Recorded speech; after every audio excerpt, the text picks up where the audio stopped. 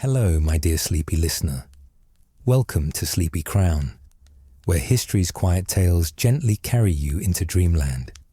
Tonight, we embark on a peaceful journey through one of medieval England's most dramatic yet tragic stories, the rise and fall of Richard II, the boy king who lost his crown to his cousin.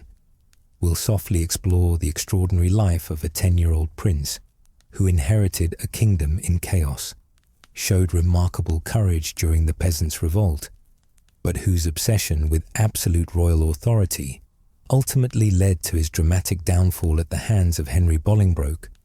From the turbulent days of the 100 Years' War and Black Death aftermath, to his final imprisonment in Pontefract Castle, all while the echoes of medieval England's greatest political crisis gently guide you toward restful sleep.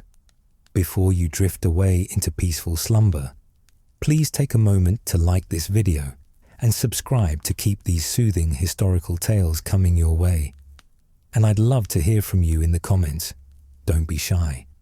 Tell me which medieval monarch you'd like to hear about next, or share what moment from Richard's story resonated with you most. Your thoughts help make our sleepy community even more wonderful.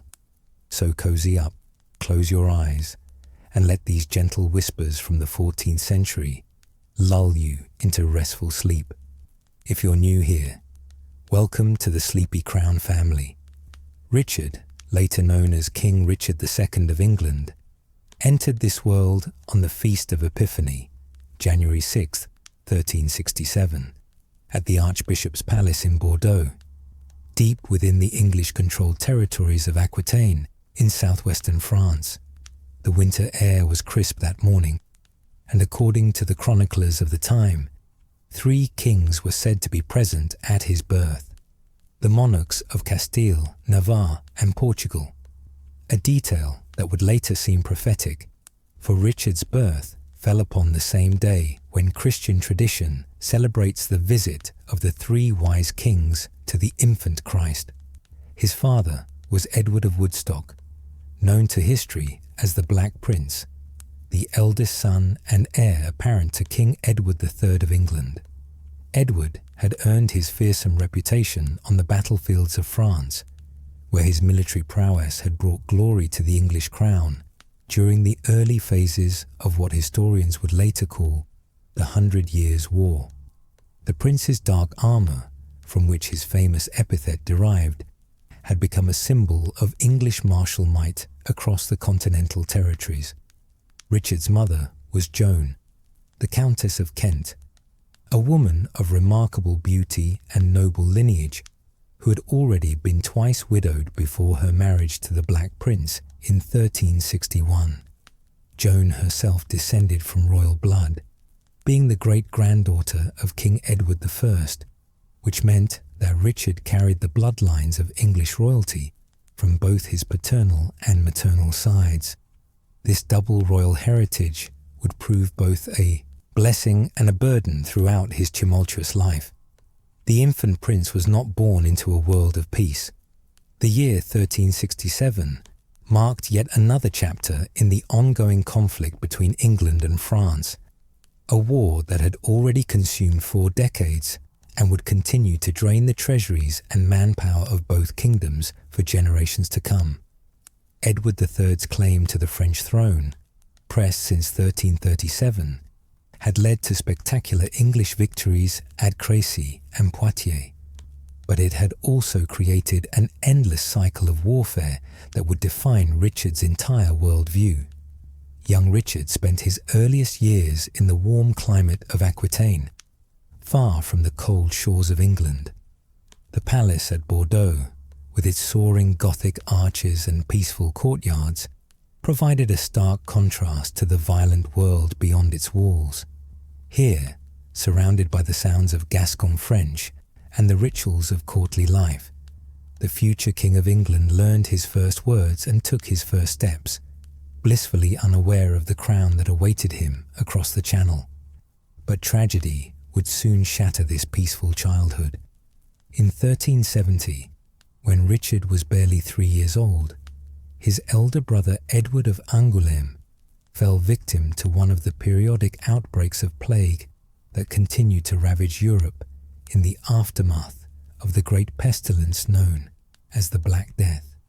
The disease that had claimed perhaps 1/3 of Europe's population in the 1440s and 50s had never truly disappeared, striking down both noble and commoner with terrifying randomness. Young Edward's death transformed Richard from a spare heir into the direct successor to both his father's titles and his grandfather's throne. The loss of his brother marked the beginning of a pattern that would haunt Richard throughout his life: the sudden, unexpected departure of those closest to him. Even at such a tender age, Richard may have sensed the change in how the adults around him behaved. The way conversations grew quieter when he entered a room, the increasing formality with which servants and courtiers addressed him. He was no longer simply a prince. He was now the future of the Plantagenet dynasty. As Richard grew from infant to child, his education began in earnest under the careful supervision of Sir Simon de Burghley, a trusted knight in the service of the Black Prince. Burghley, who would remain a crucial figure throughout Richard's early years, taught the young prince the arts of reading and writing, the basics of Latin that were essential for any medieval nobleman, and the intricate protocols of courtly behavior.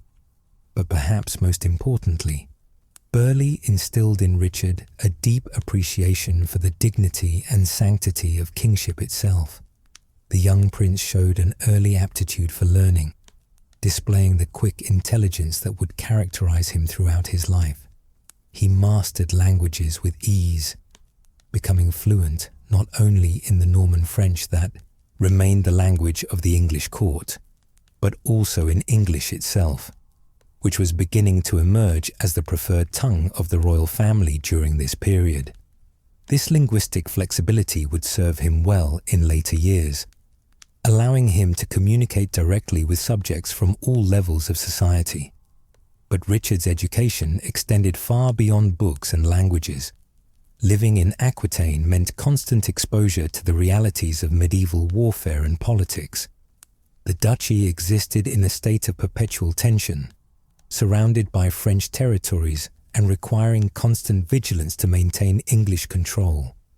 The young prince would have witnessed the coming and going of armed retinues, heard the reports of skirmishes along the borders, and absorbed the complex web of alliances and enmities that defined feudal politics. The Black Prince, meanwhile, was beginning to show signs of the illness that would eventually claim his life. The exact nature of his malady remains mysterious to historians, but contemporary accounts suggest it may have been some form of dysentery contracted during his military campaigns in Spain. The prince's declining health cast a shadow over the Bordeaux court, as everyone understood that Richard's future and England's depended increasingly on the survival of a man who grew weaker with each passing month. In 1371, when Richard was 4 years old, the family finally departed Aquitaine for England. It would be Richard's first glimpse of his future kingdom, a land he had never seen but was destined to rule. The journey across the English Channel was fraught with danger, as French naval forces constantly threatened English shipping, but they arrived safely at the ports of southern England to find a kingdom already beginning to show the strains of prolonged warfare. England, in the early 1370s, presented a complex picture of prosperity and problems. The Black Death had indeed devastated the population, but the survivors had benefited from labour shortages that drove up wages and improved working conditions for many peasants and artisans. The great English victories in France had brought tremendous amounts of plunder and ransom money flowing into the kingdom, enriching the nobility and merchant classes. Yet the costs of maintaining these conquests were enormous, requiring constant taxation that bred resentment among all levels of society. For young Richard, England represented a new world of possibilities and challenges. The great castles and cathedrals of his homeland dwarfed anything he had known in Aquitaine, while the complexity of English society, with its ancient laws, parliamentary traditions, and fierce regional loyalties, presented puzzles that would occupy him for the rest of his life. The boy who had been born a prince in France would now grow to manhood as the heir to one of Europe's most powerful but troubled kingdoms. The transition from the warm, sun-drenched courtyards of Bordeaux to the grey stone walls of English castles marked more than just a change of scenery for the young Richard. It represented his entry into a world where every action carried the weight of future kingship. The England of 1371 was a realm caught between triumph and exhaustion, where the glory of foreign conquest barely masked the growing tensions at home. Richard's new life centered around the magnificent royal residences that dotted the English countryside. Windsor Castle, with its towering ramparts and ancient keep, became one of his primary homes, a fortress that had sheltered English kings for 3 centuries. Here, in chambers hung with rich tapestries depicting the deeds of his royal ancestors, Richard began to understand the true magnitude of his inheritance. The walls themselves seemed to whisper of the great Edward I, Longshanks, who had conquered Wales and humbled Scotland, and of his grandfather Edward III, whose military genius had brought France to its knees. But these same walls also echoed with more troubling stories. Richard would have learned of his great-great-grandfather Edward II, whose reign had ended in deposition and mysterious death, a cautionary tale about the limits of royal power when it conflicted with the will of the nobility. These contradictory lessons, the awesome power of successful kingship, and the terrible fate that awaited those who misused it, would shape Richard's understanding of monarchy throughout his life. The boy's education continued under Sir Simon de Burgh's careful guidance, but now it took on a distinctly English character. Richard learned to appreciate the peculiar traditions of English governance, where kings ruled not as absolute autocrats, but in partnership with Parliament, that unique institution where knights from the shires and burgesses from the towns gathered to grant taxes and voice grievances. The concept of consultation and consent, so foreign to the more autocratic traditions of continental monarchy, became an essential part of Richard's political education. Yet even as Richard absorbed these lessons in constitutional monarchy, he also imbibed the more mystical aspects of English kingship. The coronation ceremonies at Westminster Abbey, with their elaborate rituals of anointing and consecration, transformed mere mortals into God's representatives on earth. Richard learned of the miraculous powers attributed to anointed kings, their ability to heal the sick through royal touch, their role as protectors of the church, their status as earthly reflections of divine authority. These competing visions of kingship, constitutional and mystical, limited and absolute, would create an internal tension that would plague Richard throughout his reign. The young prince's daily routine reflected his dual status as both child and future monarch. Mornings might be spent in the schoolroom, studying Latin texts and practicing his handwriting under Burgh's watchful eye. Afternoons could involve training in the martial arts, learning to handle sword and lance, to ride a war horse, to understand the complex strategies of medieval warfare. Evenings were often devoted to the more refined accomplishments expected of a king: music, poetry, and the intricate social dance of courtly life. But Richard's childhood was also marked by an increasing awareness of his father's declining health. The Black Prince, once the terror of French battlefields, now spent long hours confined to his chambers, racked by pain and weakness. The sight of his once mighty father reduced to such a state left an indelible impression on young Richard, perhaps contributing to his later reluctance to pursue the aggressive military policies that had brought both glory and suffering to the royal family. The boy's relationship with his extended family was complex. and would prove crucial to his later development. His grandfather, King Edward III, remained a formidable figure well into his 60s, but age was beginning to take its toll on the once magnificent monarch.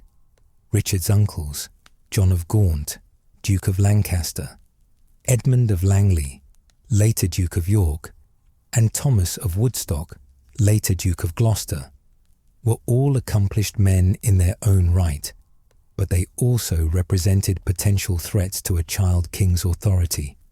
John of Gaunt, in particular, cast a long shadow over Richard's early years.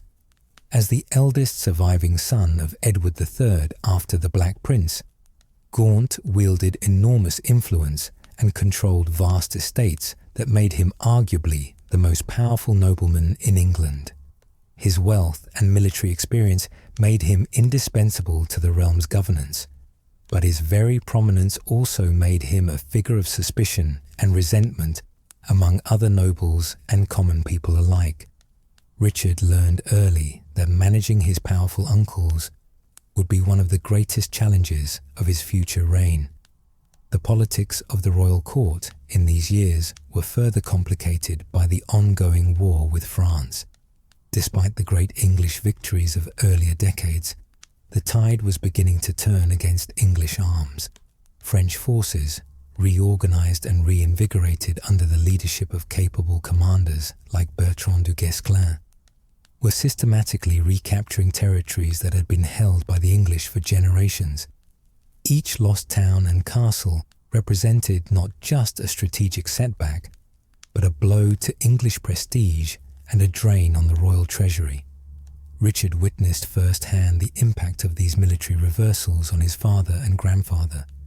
Council meetings grew more tense, taxation demands more frequent, and the mood of the court increasingly somber. The boy, who had been born into a world of English triumph, was growing up in an atmosphere of gradual decline, learning that the glories of the past could not be taken for granted, and that each generation of kings faced the challenge of preserving what their predecessors had won. The young prince also began to encounter the complex world of church politics that would play such a crucial role in his later reign. The 14th century was a time of religious upheaval, with the papacy itself divided between rival claimants in Rome and Avignon. England's relationship with the church was further complicated by the emergence of radical theological movements, particularly the teachings of John Wycliffe, whose ideas about religious reform and social equality would later inspire both the Lollard movement and the great peasant uprising that would define Richard's early reign. Richard's exposure to these religious controversies shaped his understanding of the delicate balance between royal and ecclesiastical authority. He learned that kings who successfully managed the church could count on powerful support for their policies, while those who alienated religious leaders faced formidable opposition.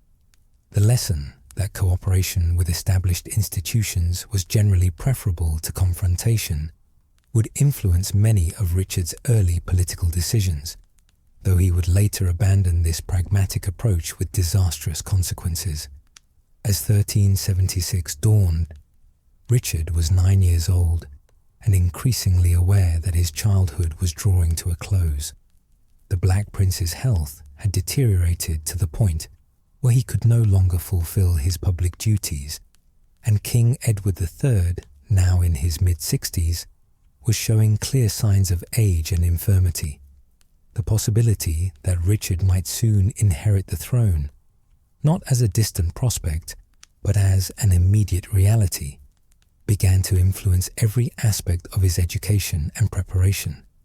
The weight of this impending responsibility was enormous for a child who had barely reached double digits in age.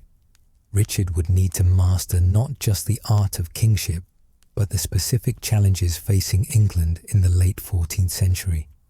An ongoing war that was draining the realm's resources, a nobility that was growing increasingly fractious and self-interested, a peasantry that was becoming more assertive and demanding, and a church that was itself divided and uncertain. The boy, who had once played carelessly in the gardens of Bordeaux, now found himself studying the complex maps and genealogies that would determine the fate of kingdoms.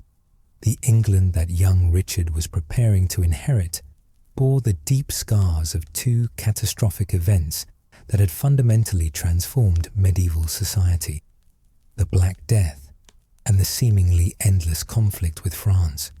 These twin disasters had reshaped not just the political landscape, but the very fabric of English life, creating the volatile conditions that would define Richard's entire reign.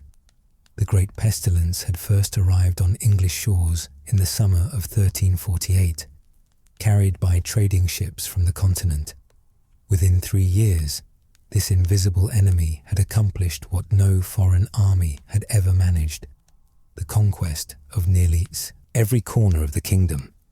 Contemporary chroniclers, struggling to comprehend the magnitude of the disaster, described scenes that seemed drawn from biblical prophecies of the apocalypse: entire villages abandoned, fields returning to wilderness, and mass graves where whole communities lay buried together. By the time Richard was born, nearly 20 years had passed since the worst ravages of the plague, but its effects continued to reverberate through every aspect of English society. The most immediate impact was demographic. Perhaps 1/3 of England's population had perished, reducing the kingdom from roughly 4 million inhabitants to fewer than 3 million. This massive depopulation had created a labour shortage that fundamentally altered the relationship between lords and peasants, between masters and servants, between all those who worked and all those who profited from that work. For the surviving peasants, the post-plague world offered opportunities that their ancestors could never have imagined. With so many workers dead, those who remained could demand higher wages, better working conditions, and greater personal freedom.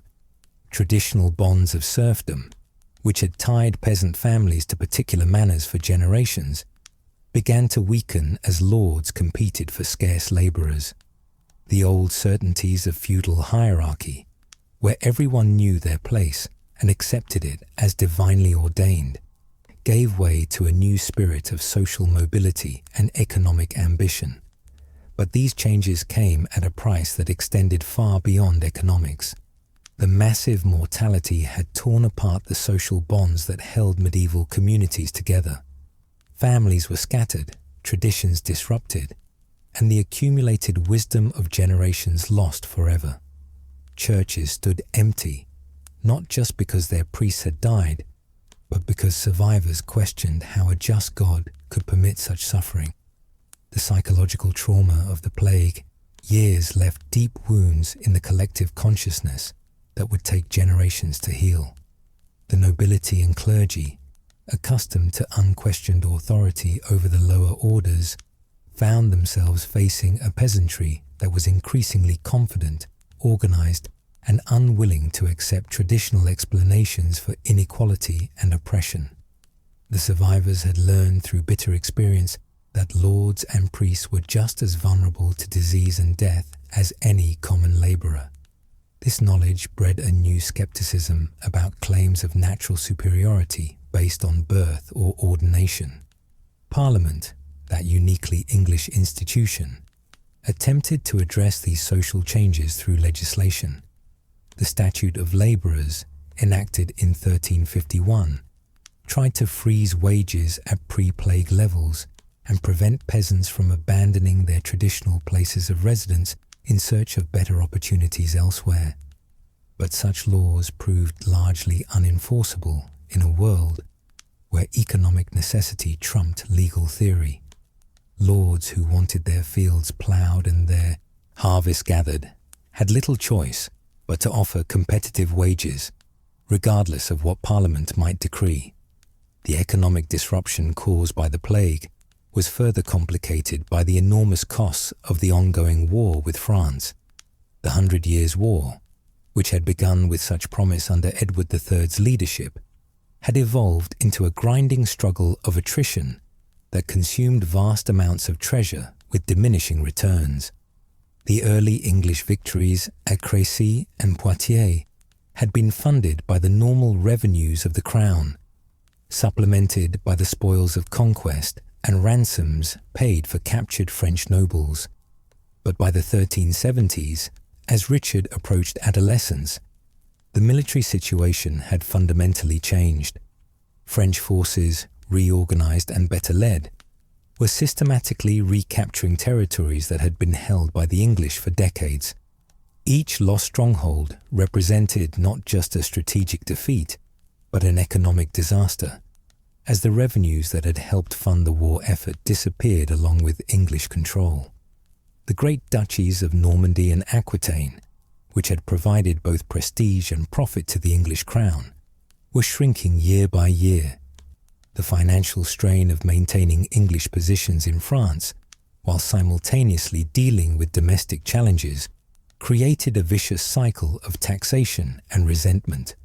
Parliament granted subsidies for military campaigns, but these taxes fell heavily on precisely those social groups, peasants, artisans and merchants, who were already chafing under the restrictions of traditional hierarchy.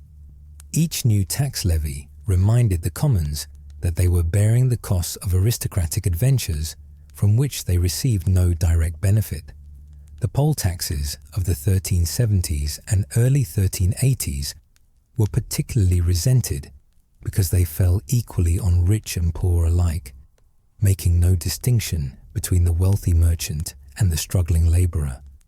This violated traditional notions of proportional taxation, where those with greater means shouldered greater burdens. The flat rate assessment seemed designed to force the poor to subsidize the military ambitions of their social superiors, creating exactly the kind of grievance that could spark widespread unrest. Young Richard absorbed these lessons about the delicate relationship between taxation and consent through direct observation of his grandfather's reign. He witnessed the increasingly contentious negotiations between the Crown and Parliament, saw how each new request for funds generated greater resistance and more elaborate conditions. The boy learned that English kings, unlike their continental counterparts, could not simply command obedience. They had to persuade, negotiate, and compromise to achieve their goals. The military culture of the English court also shaped Richard's understanding of kingship and nobility. The great victories of his father and grandfather had been won through personal leadership on the battlefield, where kings and princes fought alongside their knights and demonstrated their worthiness to rule through courage and martial skill. This tradition of warrior kingship created enormous pressure on royal heirs to prove themselves in combat, to match the heroic deeds of their predecessors. But Richard came of age at a time when the nature of warfare was changing in ways that made traditional heroic leadership increasingly dangerous and impractical. The rise of professional armies, the growing importance of artillery and fortification, and the development of more sophisticated military tactics all tended to reduce the role of individual valor in determining outcomes. The romantic ideals of chivalric combat were giving way to the cold realities of strategic thinking and logistical planning. The young prince also witnessed the human cost of these military adventures through the experiences of veterans who had served in France. Crippled knights, scarred men-at-arms, and broken-down war horses provided constant reminders that the glory of victory came at a terrible price. The hospitals and almshouses that cared for wounded soldiers represented a hidden expense of war that rarely appeared in official accounts, but nonetheless drained resources and reminded everyone of warfare's true cost. Perhaps most importantly, Richard learned about the interconnected nature of medieval politics, where domestic and foreign policies could not be separated. The war with France influenced every aspect of English life, from the taxes levied on merchants to the alliances formed with Scotland and other neighbouring kingdoms. Success or failure in foreign adventures directly affected the king's ability to maintain order at home, while domestic unrest could cripple military operations abroad. These complex lessons in statecraft would prove crucial as Richard approached his destiny. The boy who would soon inherit the throne understood from an early age that kingship in the late 14th century required a delicate balance of competing interests and pressures. The challenge would be applying this theoretical knowledge to the practical demands of ruling a kingdom in crisis. The year 1376 brought a cascade of events that would forever alter the trajectory of Richard's life and the future of the English kingdom. As spring gave way to summer, it became increasingly clear that the Black Prince's long struggle with illness was approaching its end. The once mighty warrior, who had terrorized French armies at Crécy and Poitiers, now lay confined to his chambers, his body racked by the mysterious malady that had plagued him for nearly a decade. The prince's decline had been gradual but inexorable. What had begun as periodic bouts of weakness and fever in the late 1360s had evolved into a chronic condition that left him unable to perform the physical and administrative duties expected of the heir apparent. Court physicians, drawing on the limited medical knowledge of their time, could offer little more than palliative care and prayers for divine intervention. The treatments they prescribed, bloodletting, herbal concoctions, and elaborate dietary regimens, seemed only to hasten the prince's deterioration. For 9-year-old Richard, watching his father's gradual transformation from heroic warrior to bedridden invalid must have been profoundly disturbing. The boy, who had grown up hearing tales of the Black Prince's martial prowess, now saw the reality of human frailty in its most stark form. These early experiences with mortality and the limits of earthly power would leave lasting impressions on Richard's character, perhaps contributing to the fatalistic worldview that would characterize his later years. The political implications of the Black Prince's condition became increasingly urgent as his health continued to deteriorate, with King Edward III himself showing signs of age and infirmity. The possibility of a child succeeding to the throne became a matter of immediate concern rather than distant speculation. The precedent of Henry III, who had inherited the crown at age 9 in 1216, provided some guidance, but that reign had been marked by decades of political instability and baronial warfare that few wished to see repeated. The prince's death, when it finally came on June 8, 1376, struck the kingdom like a thunderbolt despite months of preparation. The man who had embodied English military might for a generation was gone, leaving behind a legacy of triumph shadowed by the growing recognition that England's fortunes in France were no longer assured. The elaborate funeral ceremonies that followed attempted to capture both the magnitude of the loss and the continuity of royal authority. But beneath the pageantry lay profound uncertainty about the future. Parliament moved quickly to address the succession question, formally recognizing 9-year-old Richard as heir apparent to his grandfather's throne.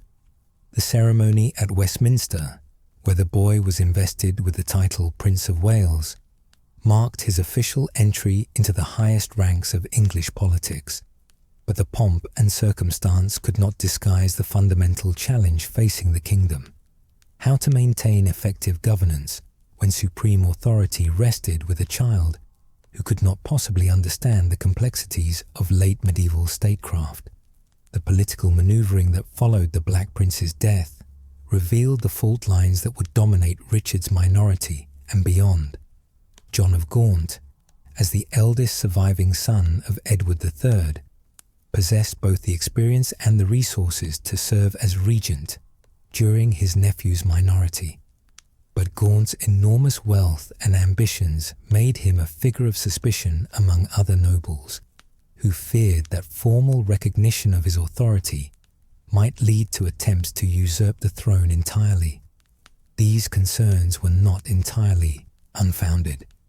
Medieval history was littered with examples of ambitious uncles who had displaced their royal nephews, and Gaunt's vast estates made him arguably more powerful than the king himself. The Duchy of Lancaster, which formed the core of his holdings, encompassed hundreds of thousands of acres across England and provided revenues that exceeded those of many continental kingdoms. Add to this his military experience, his network of allies and retainers, and his proven administrative abilities, and Gaunt emerged as a formidable figure who could not be ignored, but also could not be entirely trusted. The solution adopted by Parliament reflected the characteristic English genius for political compromise. Rather than appointing a single regent, they established a series of councils that would rotate responsibility for governance during Richard's minority. This system had the advantage of preventing any one individual from accumulating excessive power, but it also created the potential for political gridlock and conflicting authorities that would plague the early years of Richard's reign. King Edward III's response to his son's death and grandson's elevation revealed both the strengths and weaknesses of the aging monarch. Despite his advanced years and declining health, Edward retained enough political acumen to understand the delicate balance required to ensure a smooth transition. He took care to publicly endorse Richard's succession while simultaneously working behind the scenes to manage the ambitions of his surviving sons and the expectations of the nobility. But even as these political arrangements were being finalized, Edward's own health was deteriorating rapidly. The king, who had ruled England for half a century, was clearly approaching the end of his remarkable reign. Court observers noted his increasing frailty, his periods of confusion, and his growing dependence on a small circle of advisers led by his mistress, Alice Perrers. The contrast with the vigorous monarch who had launched the 100 Years' War and founded the Order of the Garter could not have been more stark. The final year of Edward's reign was marked by a series of political and military crises that highlighted the challenges facing the kingdom. In France, English forces continued to lose ground to a resurgent French monarchy that had learned from its earlier defeats and reorganized its military along more effective lines. The great fortress of La Rochelle fell to French assault, while other strongholds that had been held by the English for generations found themselves under increasing pressure. At home, the Good Parliament of 1376 revealed the depth of popular discontent with royal policies and the corruption that had come to characterize the later years of Edward's reign. For the first time in English history, Parliament impeached royal ministers, establishing a precedent for holding the king's advisers accountable to the broader political community. The Commons demanded reforms in royal administration, greater oversight of military expenditures, and an end to the influence of Alice Perrers and other unpopular court figures. Young Richard witnessed these dramatic events from a unique vantage point, simultaneously at the center of political decision-making and removed from real authority by his youth and inexperience. The boy, who would soon be king, learned firsthand about the limits of royal power when it conflicted with the organized opposition of Parliament and nobility. These early lessons in political reality would shape his understanding of English governance throughout his life. The end came for Edward III on June 21st, 1377, exactly 50 years and 5 months after his accession to the throne. The king, who had transformed England from a relatively minor European power into the dominant military force of his age, died peacefully at Sheen Palace, surrounded by his surviving family and closest advisers. His final words, according to contemporary accounts, were a prayer for divine mercy and a blessing for his grandson and successor. The transition from Edward III to Richard II marked more than just a change of monarchs. It represented the end of an era. The age of English military dominance in France was drawing to a close, replaced by a period of retrenchment and internal conflict that would test the kingdom's political institutions to their limits. The boy king, who inherited this troubled legacy, would need to navigate challenges that had defeated more experienced rulers. Armed only with the theoretical knowledge gained during his brief childhood and the uncertain support of advisors whose loyalty remained to be tested, the death of Edward III thrust 10-year-old Richard into a role for which no amount of preparation could have been adequate.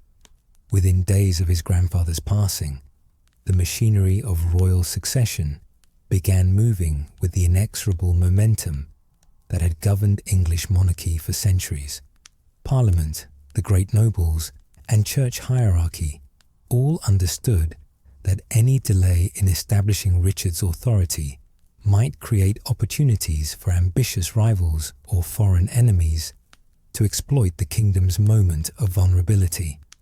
The coronation, scheduled for July 16, 1377, would serve multiple purposes beyond the obvious religious and ceremonial functions. It would demonstrate to both domestic and foreign observers that England remained under legitimate royal authority despite the youth of its new monarch. It would provide an opportunity for the great nobles to renew their oaths of allegiance and establish their relationships with the new regime. And perhaps most importantly, it would surround Richard himself with the mystical aura of sacred kingship that medieval people believed transformed ordinary mortals into God's representatives on earth.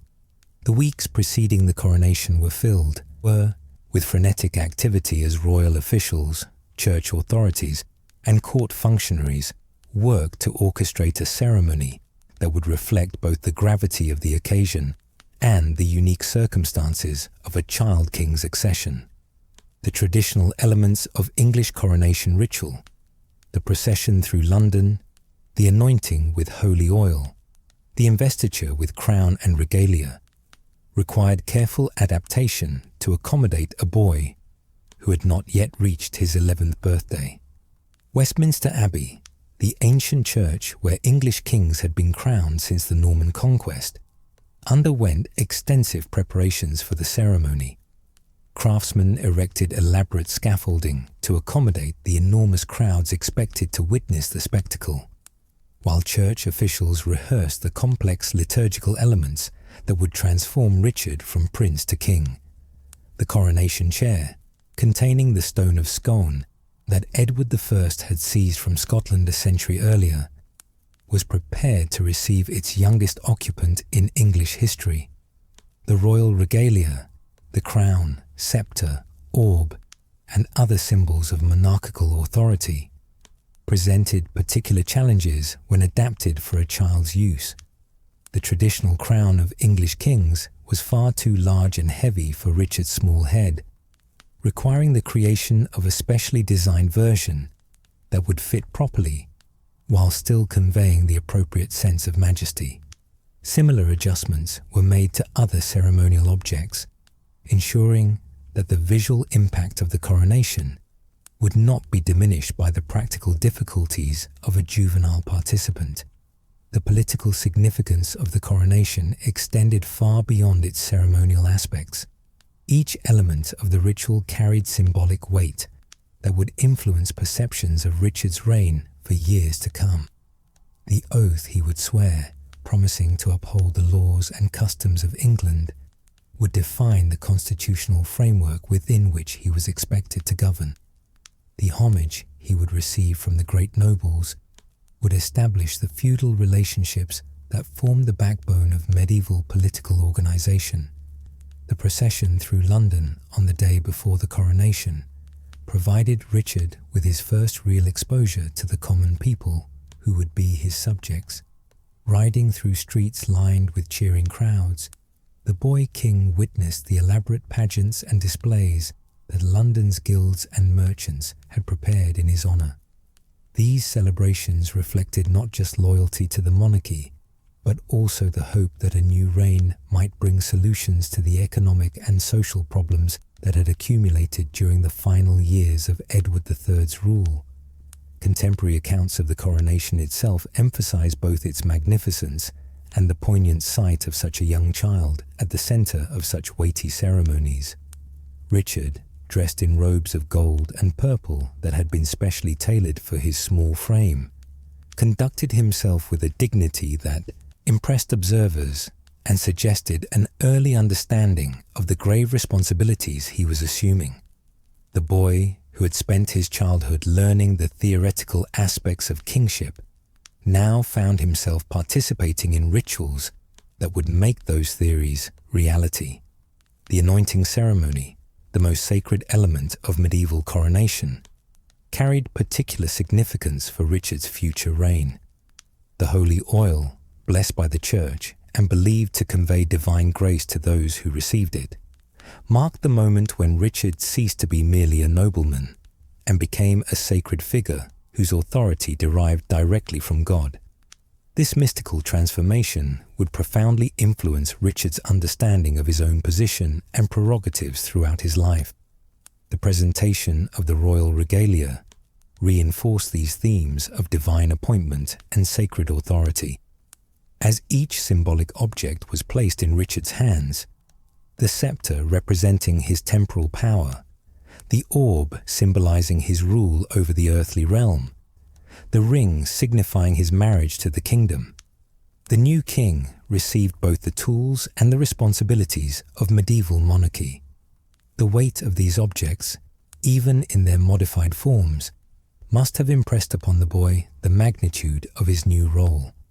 The homage ceremony that followed the coronation proper revealed the complex web of relationships that bound medieval society together, beginning with his uncles and continuing through the ranks of earls, barons, and lesser nobles.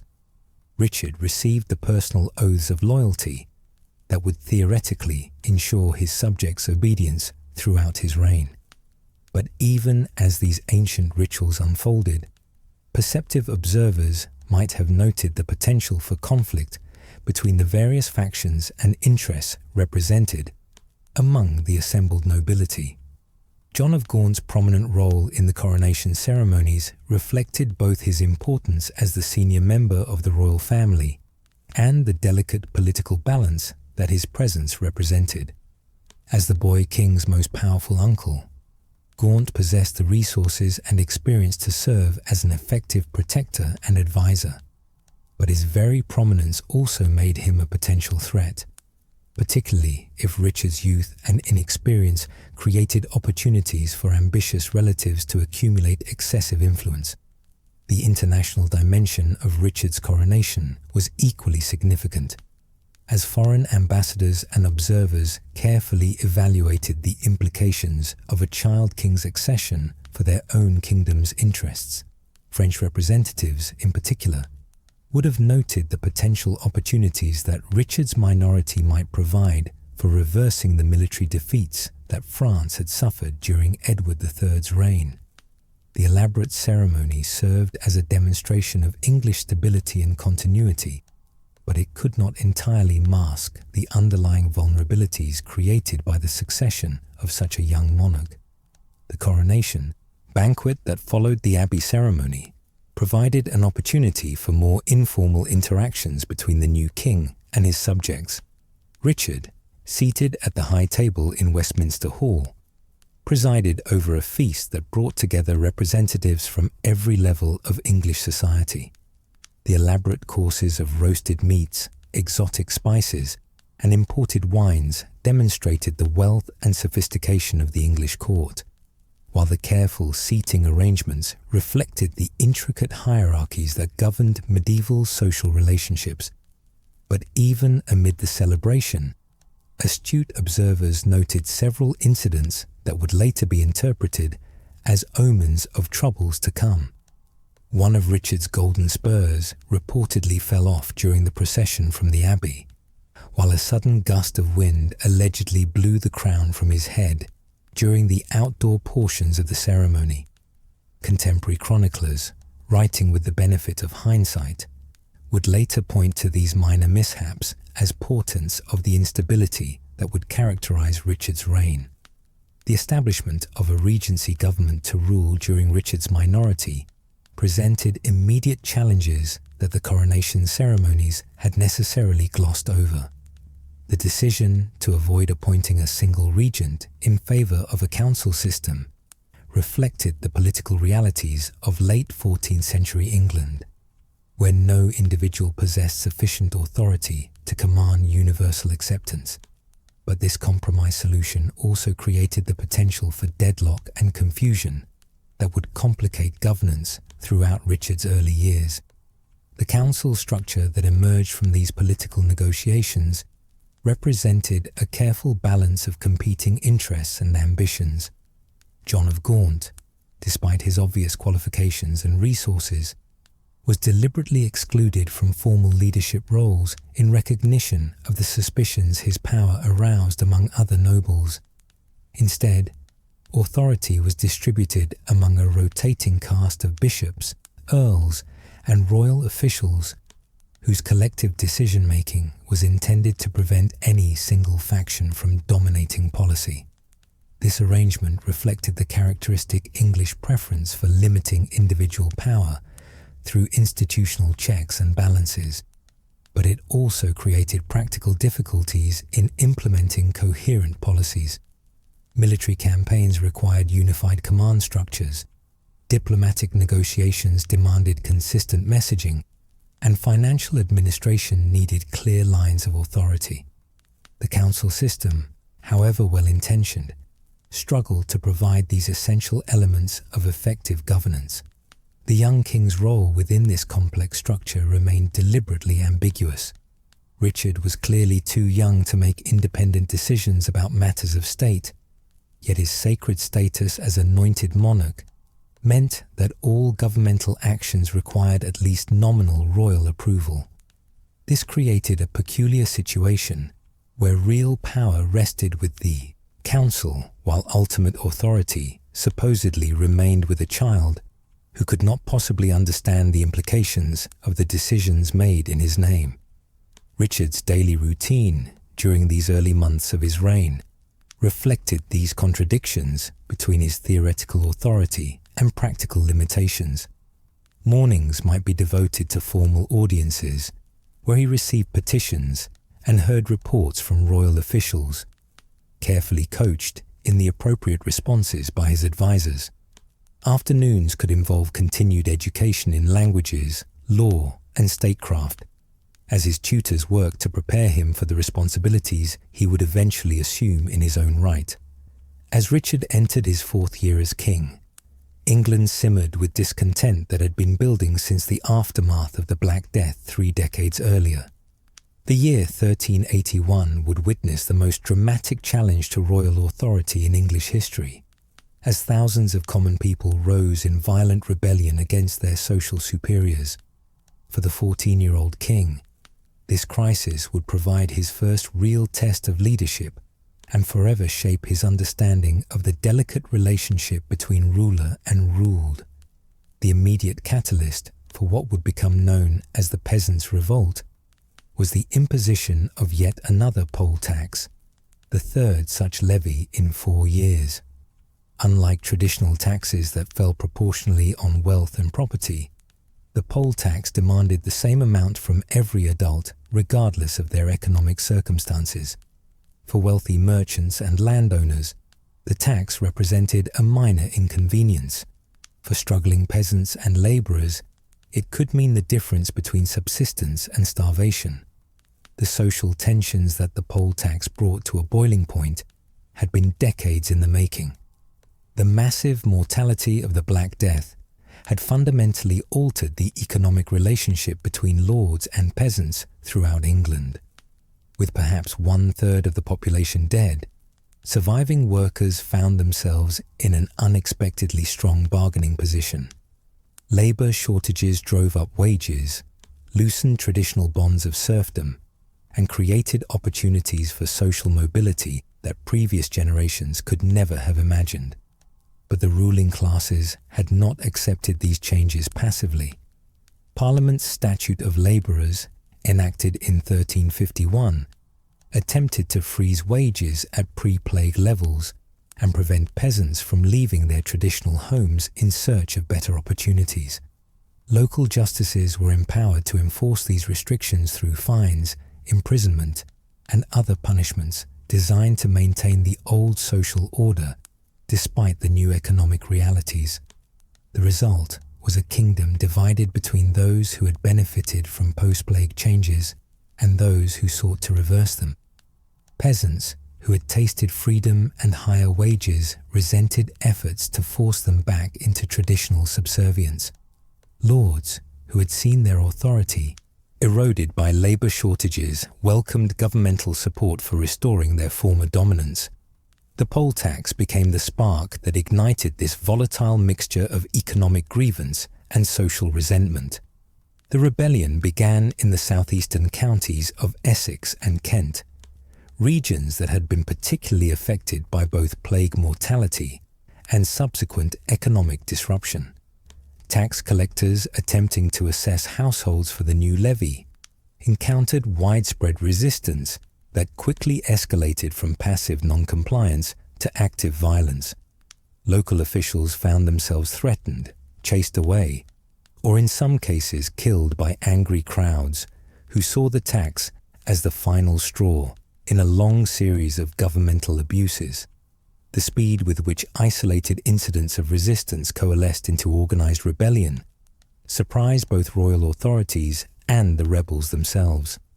Within days, scattered protests had evolved into coordinated marches as groups from different villages and towns began communicating with each other and sharing grievances.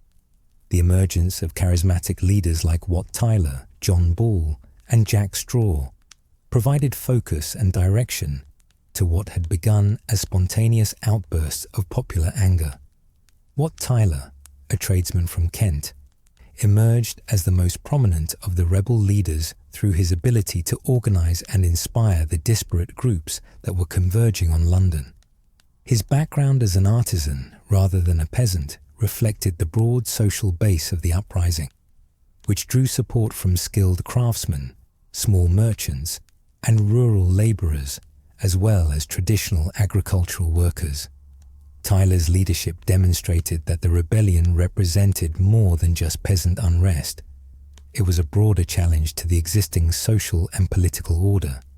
John Ball, a radical priest who had been imprisoned for his inflammatory sermons, provided the ideological framework that gave the rebellion its revolutionary character.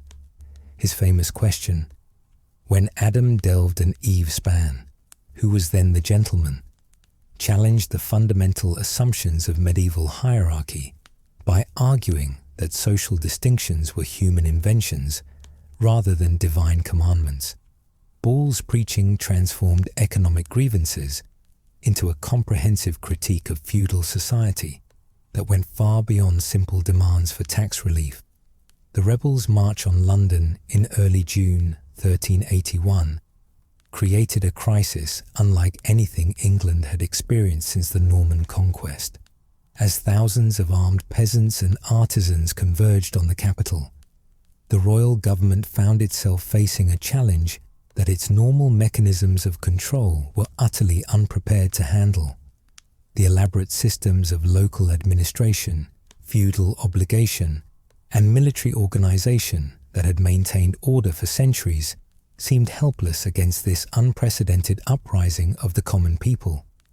Richard, still only 14 years old, found himself at the center of events that would have challenged the most experienced monarch. The boy, who had been carefully sheltered during his minority, now faced decisions that could determine not just his own fate, but the survival of the monarchy itself. The royal council, already weakened by internal divisions and competing interests, struggled to develop coherent responses to a crisis that seemed to escalate by the hour. The rebels' arrival in London on June 13th marked the beginning of several days of violence and chaos that brought the kingdom to the brink of complete social revolution. The sight of thousands of common people armed with farm tools, hunting bows, and improvised weapons must have been terrifying for the capital's elite inhabitants, who had never imagined that their social inferiors might challenge their authority so directly and dramatically. The targets chosen by the rebels revealed both the specific grievances that had driven them to rebellion and the broader social tensions that characterized late 14th century England. John of Gaunt's magnificent Savoy Palace, perhaps the most luxurious private residence in the kingdom, was systematically destroyed in an orgy of symbolic violence that demonstrated popular hatred for the king's most powerful uncle. The rebels made no attempt to loot the palace's treasures, instead destroying valuable objects as symbols of aristocratic excess and oppression. Similar attacks on the homes and property of royal officials, lawyers, and other representatives of governmental authority showed that the rebellion had evolved far beyond simple opposition to the poll tax. The rebels seemed determined to eliminate the entire apparatus of royal administration that had developed over centuries to extract resources from the common people for the benefit of their social superiors. Documents recording tax obligations, legal proceedings, and other governmental functions were burned in massive bonfires that lit up the London sky. Richard's decision to meet personally with the rebels represented either remarkable courage or desperate necessity, depending on one's perspective. The young king's willingness to expose himself to potential violence from thousands of angry subjects demonstrated an understanding of monarchical duty that belied his youth and inexperience. Whether this decision reflected his own judgment or the advice of his counselors, it showed an appreciation for the symbolic importance of royal presence in moments of crisis. The first meeting at Mile End on June 14th established a pattern that would characterize Richard's approach to the rebellion. Rather than relying purely on military force to suppress the uprising, the king attempted to address rebel grievances through negotiation and compromise. His promises to abolish serfdom, reduce taxes, and pardon the rebels if they returned peacefully to their homes demonstrated both political sophistication and genuine concern for his subjects' welfare. But these concessions, however well-intentioned, could not address the fundamental contradictions that had led to the rebellion in the first place. The economic and social changes unleashed by the Black Death had created irreconcilable conflicts between traditional notions of feudal hierarchy and the new realities of labor scarcity and social mobility. Richard's promises might provide temporary relief, but they could not resolve the underlying tensions that would continue to shape English society for generations to come. The confrontation at Smithfield on June 15th brought these contradictions to a violent climax that would forever haunt Richard's memory. Wat Tyler's death at the hands of William Walworth, the Lord Mayor of London, created a moment of extreme danger as thousands of rebel archers prepared to unleash their arrows on the royal party. Richard's spontaneous decision to ride forward and address the crowd directly represented perhaps the most courageous moment of his entire reign. "Sirs, will you shoot your king?" Richard reportedly called out to the assembled rebels. "I will be your captain. Follow me." These words, spoken by a 14-year-old boy facing potential death from thousands of angry subjects, demonstrated an understanding of kingship that transcended mere political calculation. Richard's appeal worked, calming the crowd and preventing what could have been a massacre that might have ended both his reign and his life.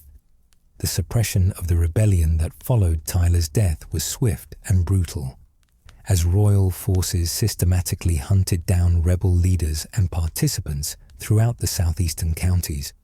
The promises of reform that Richard had made during the crisis were quickly withdrawn, and the traditional social order was reimposed with a vengeance that seemed designed to prevent any future challenges to aristocratic authority.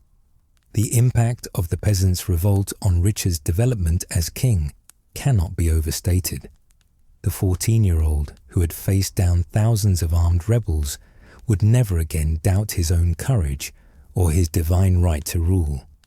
But the rebellion also taught him that royal authority rested ultimately on the consent of the governed, and that even the most sacred monarchical prerogatives could be challenged by subjects driven to desperation by oppression and injustice. The years following the Peasants Revolt marked a crucial period in Richard's development, as the young king gradually assumed greater personal responsibility for governing his troubled kingdom. The boy, who had shown such remarkable courage during the rebellion, now faced the more complex challenge of translating that early promise into effective long-term leadership. The experiences of 1381 had demonstrated both Richard's potential for greatness and the enormous obstacles that stood in the way of achieving it. The immediate aftermath of the rebellion saw a deliberate effort by the royal government to restore traditional social hierarchies and erase the revolutionary changes that the rebels had briefly achieved. The charters of freedom that Richard had granted during the crisis were systematically revoked, and participants in the uprising faced prosecution, imprisonment, and in many cases, execution. This harsh response reflected both the genuine fear that the rebellion had inspired among the ruling classes and their determination to prevent any future challenges to their authority. But the underlying causes of popular discontent could not be eliminated through repression alone. The economic and social changes unleashed by the Black Death continued to reshape English society in ways that traditional governmental structures were ill-equipped to manage. Labour shortages persisted despite legal efforts to freeze wages and prevent worker mobility. Peasants, who had tasted freedom during the rebellion, remained resentful of attempts to force them back into traditional subservience. The poll tax that had triggered the uprising was quietly abandoned, but the financial pressures that had made it necessary continued to plague royal administration. Richard's personal involvement in suppressing the rebellion had given him first-hand experience of both the power and the limitations of royal authority.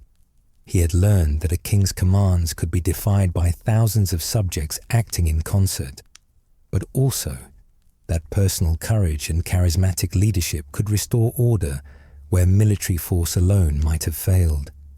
These contradictory lessons would influence his approach to kingship throughout his reign, creating a complex mixture of confidence and insecurity that would ultimately contribute to his downfall. The young king's education continued under the guidance of advisors who were acutely aware of the challenges that lay ahead. The traditional curriculum of languages, law, and military training was supplemented by practical lessons in statecraft drawn from the recent crisis. Richard learned about the delicate balance required to maintain social stability, the importance of managing competing noble factions, and the financial constraints that limited royal options in addressing domestic and foreign challenges. The question of Richard's marriage became increasingly urgent as he approached adolescence. The need to produce heirs to continue the Plantagenet dynasty was obvious, but the choice of bride carried significant political implications that required careful consideration. Various European princesses were proposed as potential matches, each bringing different advantages and complications related to England's complex web of international relationships. The selection of Anne of Bohemia as Richard's future queen reflected both the changing dynamics of European politics and the specific challenges facing England in the aftermath of the papal schism that had divided the Catholic Church since 1378. Anne's father, the Holy Roman Emperor Charles IV, had been one of Europe's most powerful rulers, and her brother Wenceslas controlled territories that could potentially provide valuable allies against France. The marriage negotiations revealed the extent to which personal relationships between medieval monarchs were subordinated to larger political considerations. Richard, at 15, could have little say in choosing his future wife, while Anne, at roughly the same age, was similarly powerless to influence arrangements that would determine the course of her entire life. Yet the success or failure of their union would have profound implications for both the English succession and the broader European balance of power. The wedding ceremony itself, held in January 1382 at Westminster Abbey, provided an opportunity for the royal court to demonstrate both its wealth and its stability to domestic and foreign observers. The elaborate pageantry surrounding the event was designed to project an image of a kingdom that had recovered from the recent rebellion and was prepared to resume its traditional role as a major European power. But beneath the ceremonial splendor lay persistent problems that no amount of pageantry could resolve. The war with France continued to drain royal resources while producing diminishing returns in terms of territorial gains or military prestige. English positions in Aquitaine and other continental territories remained under constant pressure from resurgent French forces that had learned from their earlier defeats and reorganized along more effective lines. The domestic situation was equally challenging, as the rebellion had exposed deep fissures in English society that could not be repaired simply by restoring traditional hierarchies. The growth of literacy among common people, facilitated by the emergence of English as a literary language, had created new opportunities for the spread of radical ideas that challenged accepted notions of social order.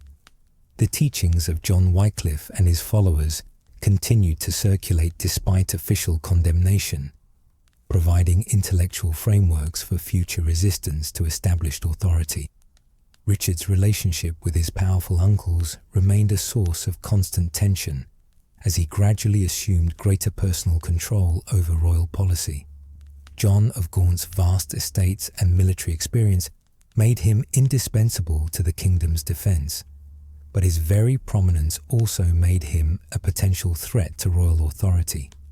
The delicate balance between utilizing Gaunt's resources and preventing him from accumulating excessive influence would prove to be one of the most challenging aspects of Richard's reign.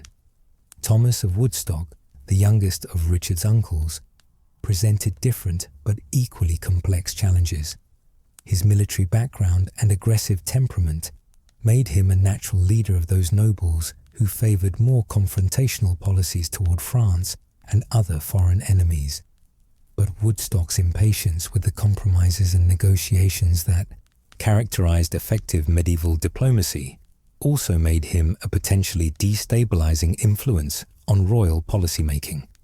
The emergence of a distinct court culture around the young king reflected both his personal interests and the broader changes occurring in English society during this period. Richard's patronage of artists, poets, and musicians created an atmosphere of intellectual sophistication that distinguished his court from the more purely military focus of his predecessors. The flowering of English literature during this period, exemplified by the works of Geoffrey Chaucer and other contemporary writers, owed much to royal encouragement and support. But this cultural refinement also created tensions with those nobles who preferred the traditional warrior ethos that had characterized English kingship since the Norman conquest. Richard's interests in art, architecture, and ceremonial display struck some observers as effeminate or inappropriate for a king whose primary responsibilities involved military leadership and territorial expansion. These criticisms would intensify as Richard's reign progressed, and his personal style became more elaborate and distinctive. The young king's approach to religious matters reflected both personal conviction and political calculation. His orthodox theological views and support for established church authority provided stability during a period when radical religious movements threatened traditional hierarchies. But Richard's emphasis on the mystical aspects of kingship, his belief in the sacred nature of royal authority, and his elaborate ceremonial displays also reflected a desire to elevate monarchy above the mundane political conflicts that had characterized the recent past. The challenges of governing a kingdom that remained divided by the aftermath of rebellion, military defeat, and economic disruption would have tested any monarch's abilities. For a young king still learning the intricacies of medieval statecraft, these problems presented obstacles that seemed almost insurmountable. Yet Richard's early experiences had also taught him valuable lessons about the sources of royal power and the importance of maintaining popular support, even in the face of elite opposition. As Richard entered his 20s and began asserting greater personal control over royal policy, the tensions that had simmered beneath the surface of English politics during his minority finally erupted into open conflict. The crisis that would become known as the Lord's Appellant affair represented the most serious challenge to royal authority since the Peasants' Revolt. But this time, the threat came not from common people, but from the highest ranks of the nobility themselves. The roots of the conflict lay in Richard's growing preference for a small circle of personal favourites over the great nobles, who traditionally advised English kings. Chief among these favourites was Robert de Vere, Earl of Oxford, whose intimate relationship with the king had aroused suspicion and resentment among more established court figures. De Vere's influence over Richard seemed to extend far beyond normal bounds of friendship or political alliance, leading to speculation about the exact nature of their relationship that would persist throughout Richard's reign. Michael de la Pole, another of Richard's trusted advisors, represented a different type of challenge to traditional noble sensibilities. De la Pole's family had risen from merchant origins to positions of wealth and influence through financial services to the crown, but his relatively humble background made him an object of contempt for nobles who traced their lineage back to the Norman conquest. Richard's decision to elevate de la Pole to the chancellorship and later to the earldom of Suffolk struck many observers as a dangerous precedent that threatened established social hierarchies. The king's favoritism toward these and other relatively minor figures reflected both personal preference and calculated political strategy. Surrounded by powerful uncles and ambitious nobles whose loyalty remained questionable, Richard may have felt more secure relying on men whose advancement depended entirely on royal favor. But this approach also isolated him from the traditional sources of noble support that had sustained previous English monarchs through times of crisis. The immediate catalyst for the Lord's Appellant crisis was the disastrous military situation that had developed in France and Scotland during the mid-1380s. English forces continued to lose ground to French armies that had adapted their tactics to neutralize the advantages that had made earlier English victories possible. The failure of expensive military expeditions undermined confidence in royal policy, while draining resources that were desperately needed for domestic purposes. The wonderful Parliament of 1386 provided a forum for noble grievances to be aired publicly for the first time since Richard had assumed personal control of the government. Led by Thomas of Woodstock, now Duke of Gloucester, a coalition of great nobles demanded radical changes in royal policy and the removal of unpopular advisors. Their criticism focused particularly on the alleged corruption and incompetence of de la Pole, whose handling of royal finances had indeed been questionable. Richard's initial response to these parliamentary challenges revealed both his growing confidence in royal prerogatives and his fundamental misunderstanding of the political realities that constrained English monarchy. His famous declaration that he would not dismiss as much as a scullion from his kitchen at Parliament's request demonstrated an absolutist conception of kingship that had little precedent in English constitutional tradition. The confrontation escalated when Parliament demanded not just the removal of unpopular ministers, but the establishment of a commission to oversee royal administration for a full year. This unprecedented assertion of parliamentary authority struck at the heart of Richard's understanding of his own position as God's anointed representative on earth. The compromise that eventually emerged Richard's reluctant acceptance of the commission in exchange for parliamentary grants of taxation represented a significant defeat for royal authority. Richard's response to this humiliation showed both his determination to restore royal control and his inexperience in managing the complex political relationships that governed medieval monarchy. His decision to embark on a gyration, or progress through the kingdom, was intended to build popular support for royal policies while demonstrating his independence from parliamentary constraints. But this extended absence from London also provided opportunities for his opponents to organize more effectively. The legal opinions that Richard obtained from his judges during this progress seemed to support his position that Parliament's actions had been illegal and potentially treasonous. Chief Justice Robert Tresilian and other royal legal advisers provided constitutional arguments that appeared to vindicate the king's absolutist interpretation of his prerogatives.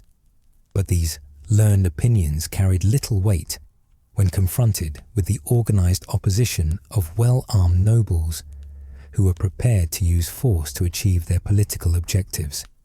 The formation of the Lords Appellant coalition in late 1387 marked a turning point in the crisis that would determine not just the immediate outcome, but the long-term relationship between monarchy and nobility in England. The 5 lords who appealed or formally accused Richard's favourites of treason represented a carefully balanced alliance that included both royal relatives and powerful independent nobles. Thomas of Woodstock, Duke of Gloucester, brought to the coalition his status as Richard's uncle and his reputation for military competence, though his hot temper and political inflexibility also made him a potentially dangerous ally. Richard FitzAlan, Earl of Arundel, contributed vast estates and a network of regional connections that could provide military support for the appellant's cause. Thomas de Beauchamp, Earl of Warwick, added his own substantial resources and his reputation for administrative competence.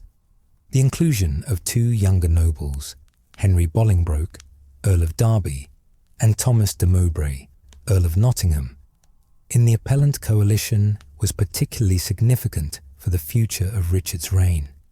Both men were roughly the king's age and represented a generation of nobles who had grown up during Richard's minority without developing the personal loyalties that had bound earlier generations to the crown. Their willingness to join the opposition against their anointed king suggested that traditional concepts of feudal obligation were breaking down under the pressure of political conflict. The military confrontation at Radcot Bridge in December 1387 brought the constitutional crisis to a violent climax that would leave lasting scars on all participants. Robert de Vere's attempt to bring armed force to Richard's assistance represented a desperate gamble that might have succeeded if the king's supporters had been better organized and more numerous. The battle itself was relatively minor in terms of casualties, but its political consequences were enormous.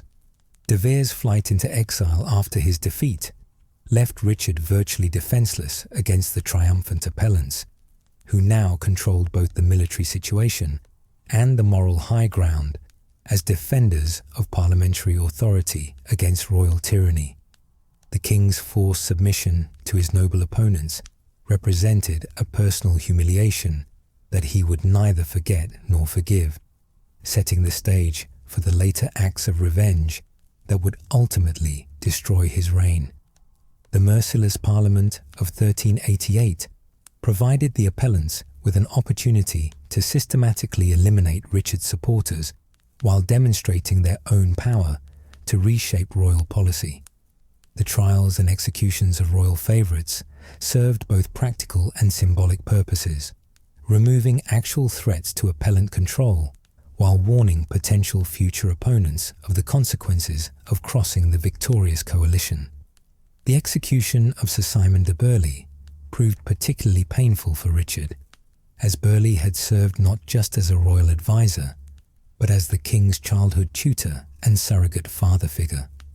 The Appellant's refusal to spare Burghley despite Richard's personal pleas demonstrated their determination to break completely with the previous royal administration and establish their own dominance over English politics. Yet even as they achieved their immediate objectives, the Lords Appellant faced the fundamental problem that had driven the crisis in the first place: the practical challenges of governing a kingdom beset by military defeats, financial problems, and social tensions that no change of personnel could easily resolve.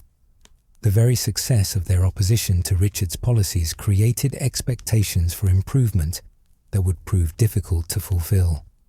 The Appellant's own attempts to conduct more aggressive military campaigns proved no more successful than their predecessors' efforts, while their promises of more effective financial administration were undermined by the same structural problems that had plagued earlier governments.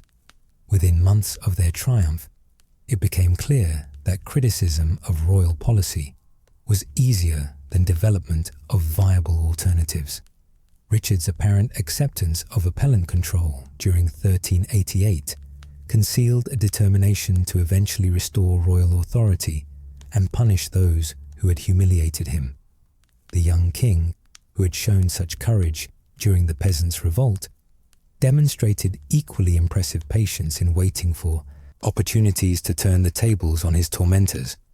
The lessons he learned during this period of forced submission would influence his approach to kingship for the remainder of his reign. The marriage between Richard and Anne of Bohemia, formalized in January 1382 when both were 15 years old, would prove to be one of the most genuinely affectionate royal unions of the medieval period. What had begun as a purely political arrangement designed to secure allies against France gradually blossomed into a partnership that provided both monarchs with emotional stability during the turbulent years that characterized Richard's early reign. Anne's journey to England had itself been a remarkable undertaking that demonstrated the international scope of medieval royal marriages. Travelling from Prague through the German states and Low Countries before crossing the Channel to Dover, the young queen had experienced firsthand the political complexity of the Holy Roman Empire that her family had ruled for generations. Her exposure to different cultures, languages, and governmental systems provided valuable perspectives that would influence her approach to English politics. The wedding ceremony at Westminster Abbey combined traditional English coronation rituals with elements drawn from continental European practice, creating a unique celebration that reflected the international nature of the union.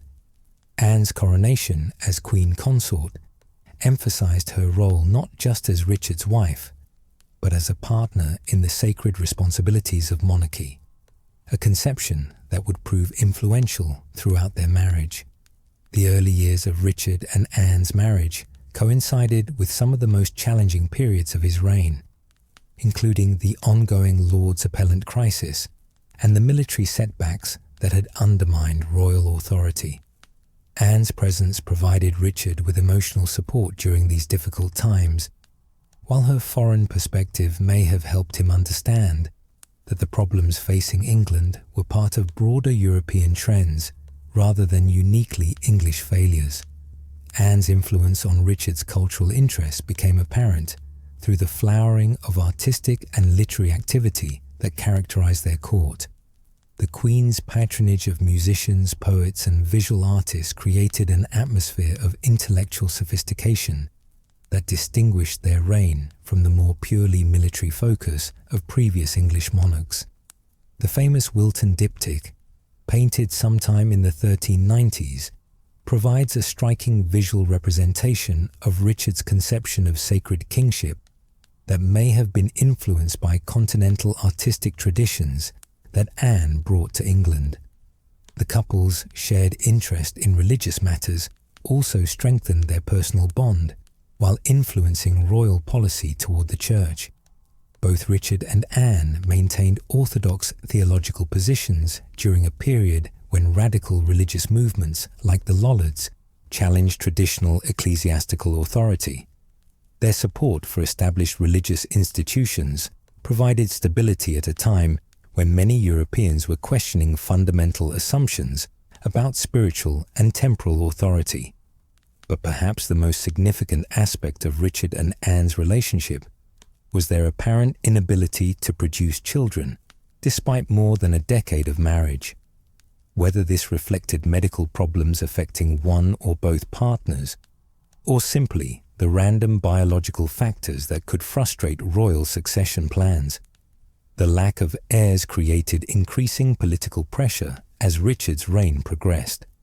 The succession question that had seemed distant during the early years of their marriage became increasingly urgent as both monarchs entered their 30s without producing offspring. The court culture that developed around Richard and Anne reflected both their personal interests and the broader changes occurring in English society during the late 14th century. The emergence of English as a literary language, encouraged by royal patronage of writers like Geoffrey Chaucer, represented a significant shift away from the Norman French that had dominated elite culture since the conquest. This linguistic transformation symbolized the gradual emergence of a distinctly English national identity that transcended the feudal loyalties that had previously defined political relationships.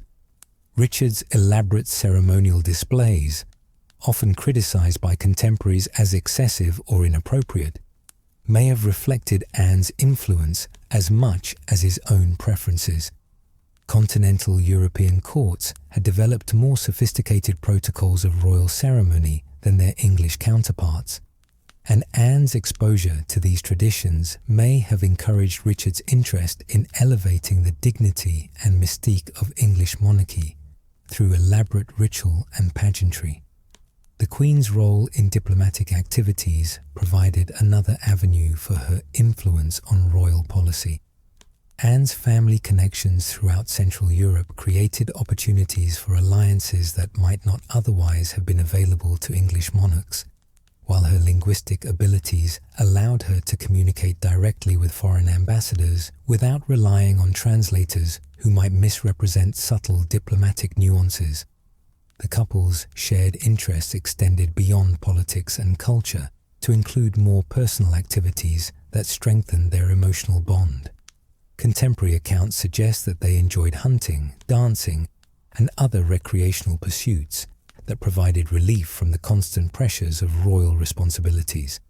These private moments of happiness may have been particularly precious given the public nature of medieval monarchy, where even the most intimate aspects of royal life were subject to scrutiny and comment. Anne's death in June 1394 represented a personal catastrophe for Richard that would have profound implications for the remainder of his reign. The sudden loss of his closest companion and advisor left the king emotionally devastated and politically isolated in ways that his enemies would quickly recognize and exploit. Contemporary accounts describe Richard's grief as so intense that he ordered the destruction of Sheen Palace, where Anne had died, because he could not bear to be reminded of their happiness there. The elaborate funeral arrangements that Richard organized for Anne reflected both his personal love for his deceased queen and his understanding of the symbolic importance of royal ceremonial. The magnificent tomb effigy that he commissioned for Westminster Abbey, along with the adjacent space he reserved for his own eventual burial, demonstrated his intention that their love should be remembered and celebrated, even after death had separated them. But Anne's death also removed a moderating influence on Richard's political behavior that had helped restrain his more autocratic impulses during the 1380s and early 1390s. Without his queen's counsel and emotional support, Richard would increasingly rely on his own judgment in making decisions that would ultimately alienate the very nobles whose cooperation was essential for effective royal government. The search for a new queen that began almost immediately after Anne's death reflected the urgent political necessity of securing the royal succession. but it also highlighted the profound change in Richard's personal circumstances. The man who had enjoyed more than a decade of genuine marital happiness now faced the prospect of a purely political union with a bride young enough to be his daughter, a situation that would create its own complications for the remainder of his troubled reign.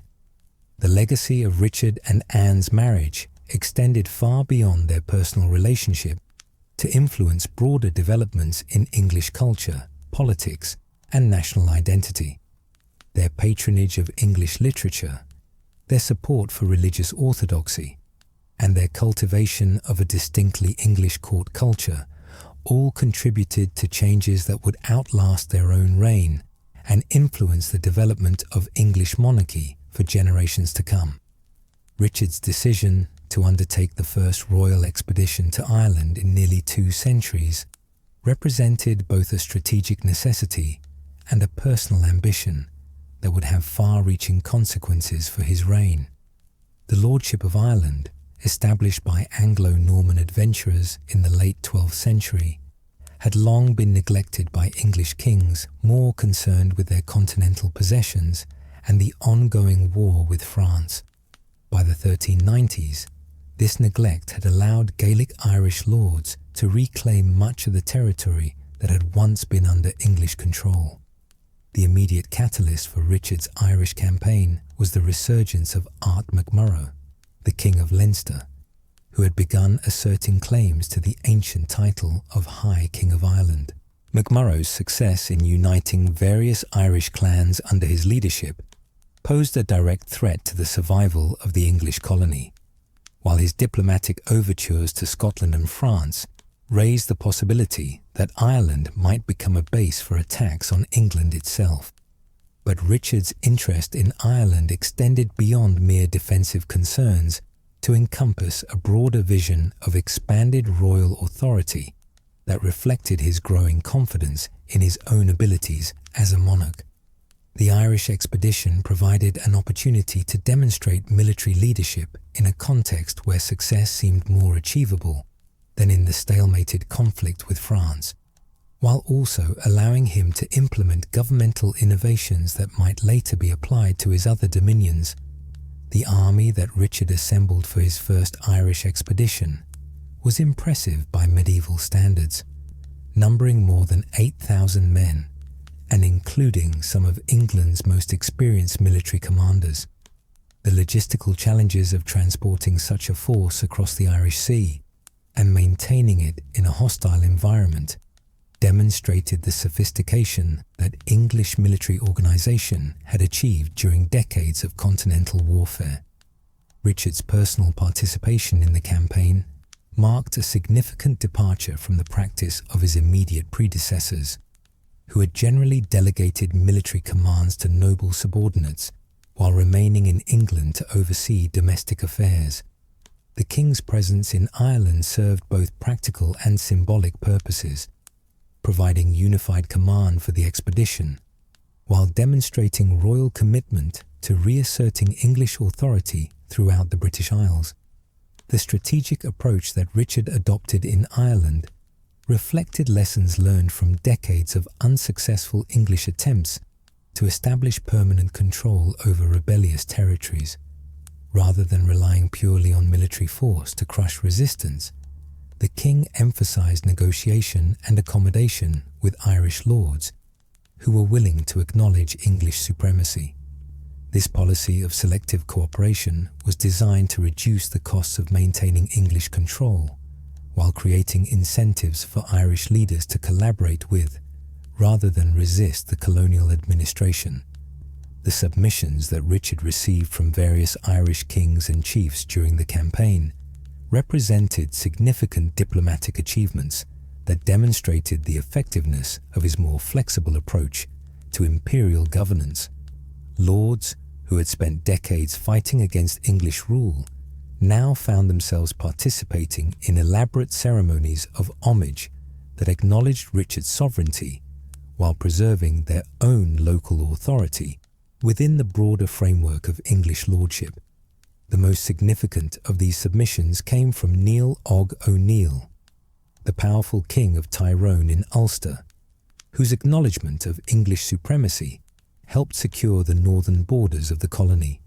Similar agreements with the O'Briens of Thomond and other major Irish dynasties created a network of allied rulers who could potentially serve as buffers against those Gaelic lords who remained committed to resistance. Richard's innovative approach to Irish governance included attempts to integrate Gaelic legal traditions with English administrative practices, creating hybrid institutions that might prove more acceptable to Irish subjects than purely foreign impositions. The king's willingness to learn basic phrases in Irish and to incorporate elements of Gaelic ceremonial into his court proceedings demonstrated a cultural sensitivity that was unusual among medieval English rulers. The success of the first Irish expedition encouraged Richard to view Ireland not just as a troublesome frontier province, but as a laboratory for testing new approaches to royal government that might eventually be applied throughout his dominions. The relative ease with which he had secured submissions from previously rebellious Irish lords suggested that similar combinations of military pressure and diplomatic flexibility might prove effective in managing other challenges to royal authority. But the very success of Richard's Irish policy created new problems that would ultimately contribute to his downfall. The resources devoted to Irish campaigns were unavailable for addressing more pressing domestic concerns, while Richard's absence from England during crucial periods provided opportunities for his enemies to organize opposition without fear of immediate royal retaliation. The king's fascination with Irish affairs also reflected his growing sense of isolation from the traditional sources of noble support that had sustained previous English monarchs. In Ireland, Richard could present himself as a conquering hero, bringing civilization to barbarian lands, a role that was far more satisfying than the complex negotiations and compromises required to maintain authority over his own nobility.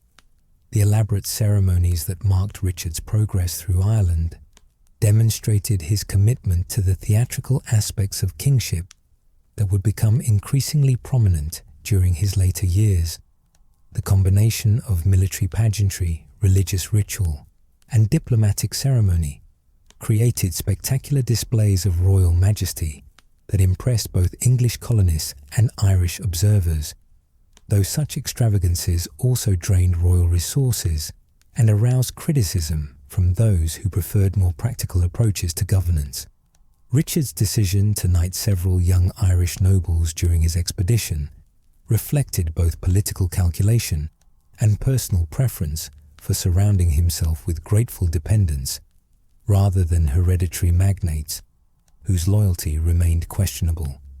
These newly created knights owed their elevated status entirely to royal favour, making them potentially more reliable supporters than nobles whose families had served the crown for generations, but who might have their own political agendas.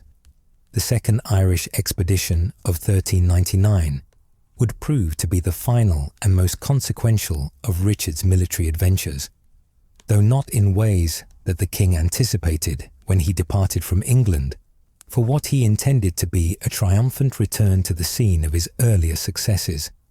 The political situation in Ireland had deteriorated during the intervening years, as some of the Irish lords who had submitted during the first expedition had renewed their resistance to English rule. Art McMurrough's continued defiance represented a particular challenge to Richard's authority, as the Leinster king's success in maintaining his independence despite English military pressure undermined the credibility of the diplomatic agreements that had been the crown jewel of the first expedition.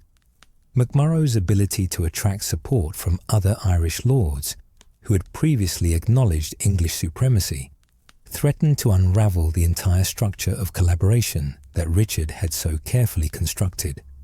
The timing of the Second Irish Expedition proved to be catastrophically poor, as Richard's departure from England in May 1399 provided the opportunity that Henry Bolingbroke had been waiting for to launch his own challenge to royal authority. The king's absence from his homeland during this crucial period demonstrated a fundamental misunderstanding of the political priorities that should have guided royal decision-making during such a volatile time.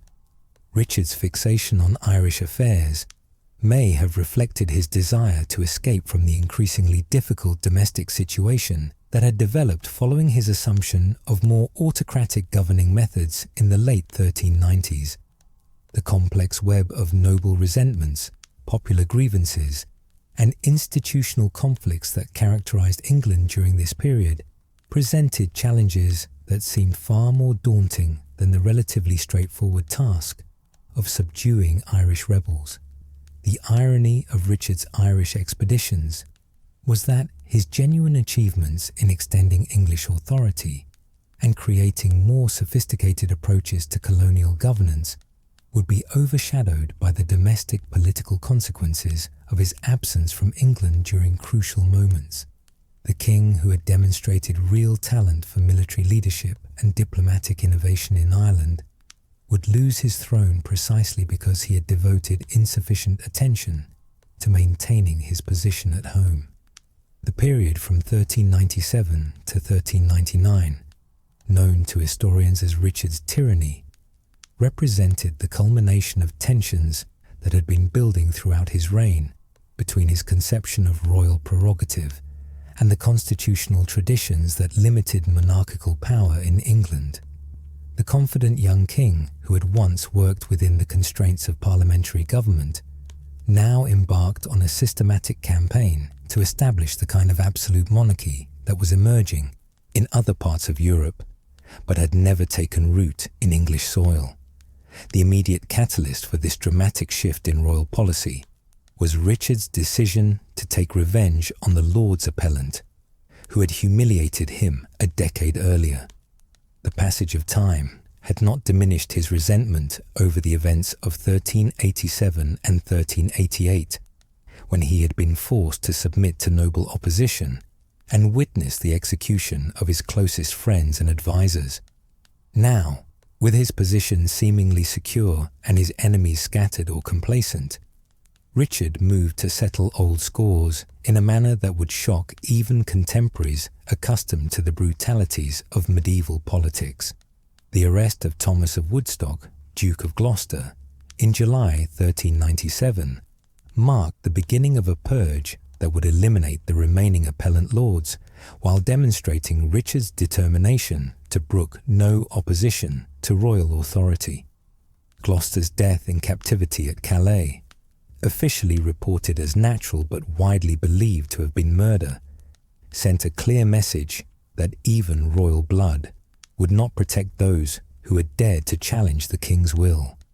The trials that followed these arrests provided Richard with opportunities to present elaborate justifications for his actions that revealed both his understanding of royal prerogative and his growing detachment from political reality.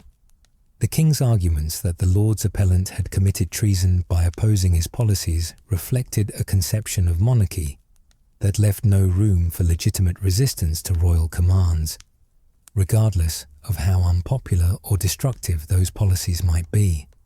The Parliament of Shrewsbury in 1398, packed with Richard's supporters and intimidated by the presence of his Cheshire archers, provided a compliant assembly that was willing to endorse the most extreme assertions of royal authority.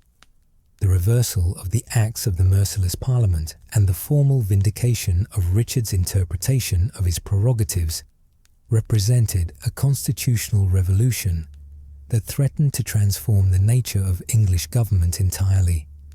But Richard's triumph over his noble opponents was achieved at enormous cost to his long-term political position.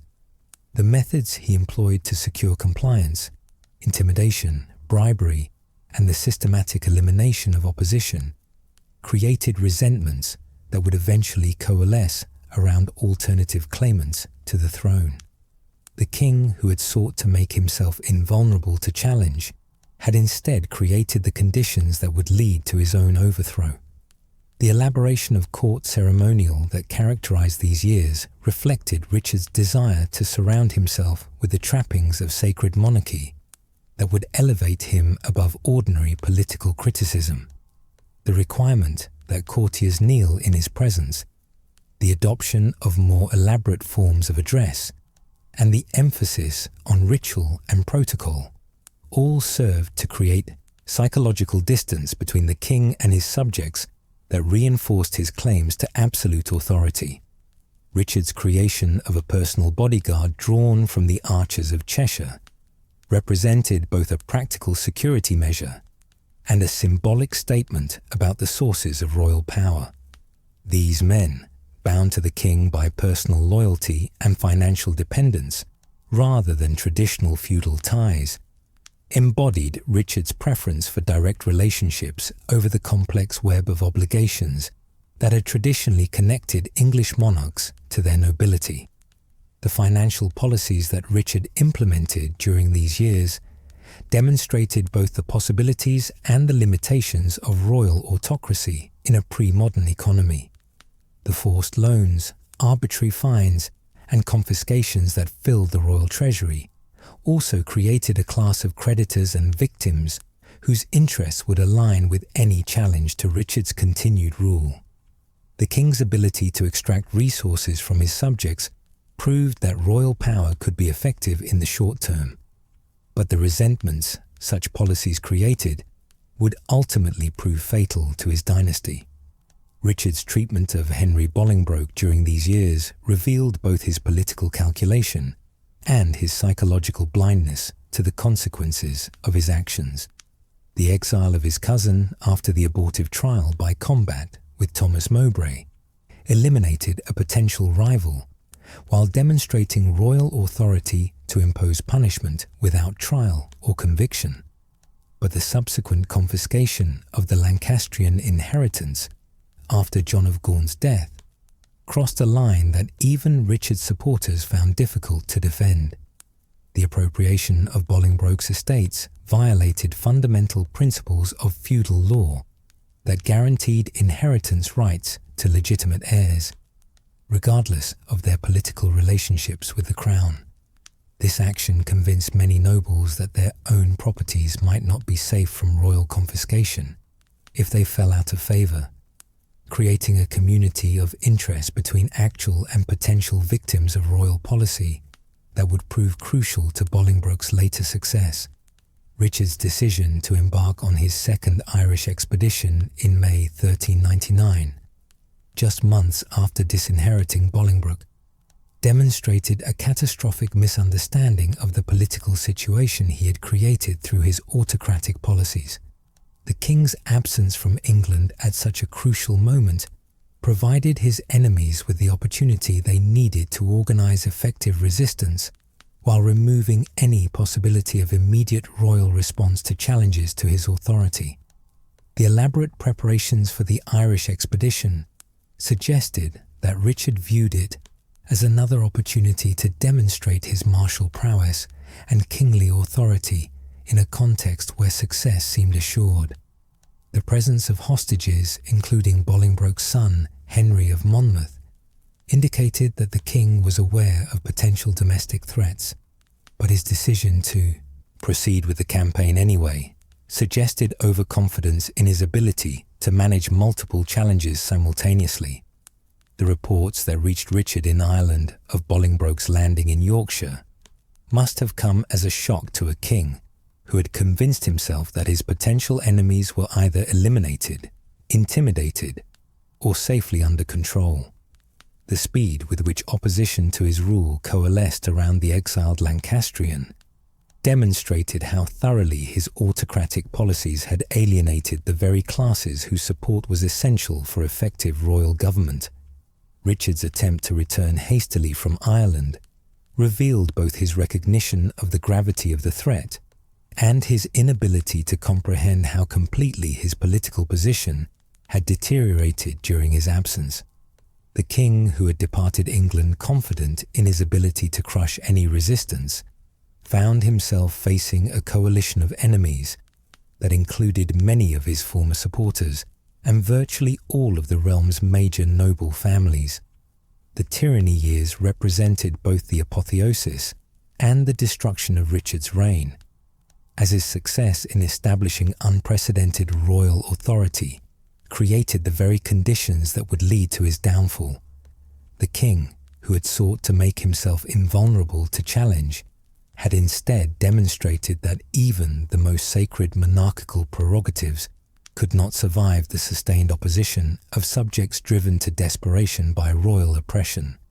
The summer of 1399 witnessed one of the most dramatic reversals of fortune in English medieval history, as Henry Bolingbroke transformed himself from an impoverished exile into the leader of a triumphant rebellion in less than 3 months. The speed and completeness of his success revealed not just his own political and military abilities, but also the depth of resentment that Richard's autocratic policies had created among virtually every level of English society. Bolingbroke's initial planning for his return to England demonstrated both careful calculation and acute understanding of the political opportunities that Richard's Irish expedition had created. The exiled Duke had spent months in the French court carefully cultivating relationships with other English exiles, while monitoring the deteriorating situation in his homeland through networks of supporters who remained in contact despite the risks such communication entailed. The decision to land in Yorkshire rather than attempting to reach London directly reflected Bolingbroke's appreciation for the geographic and political factors that would determine the success or failure of his enterprise. The northern counties had long been dominated by the Percy family, whose extensive estates and military retinues made them potentially decisive allies in any challenge to royal authority.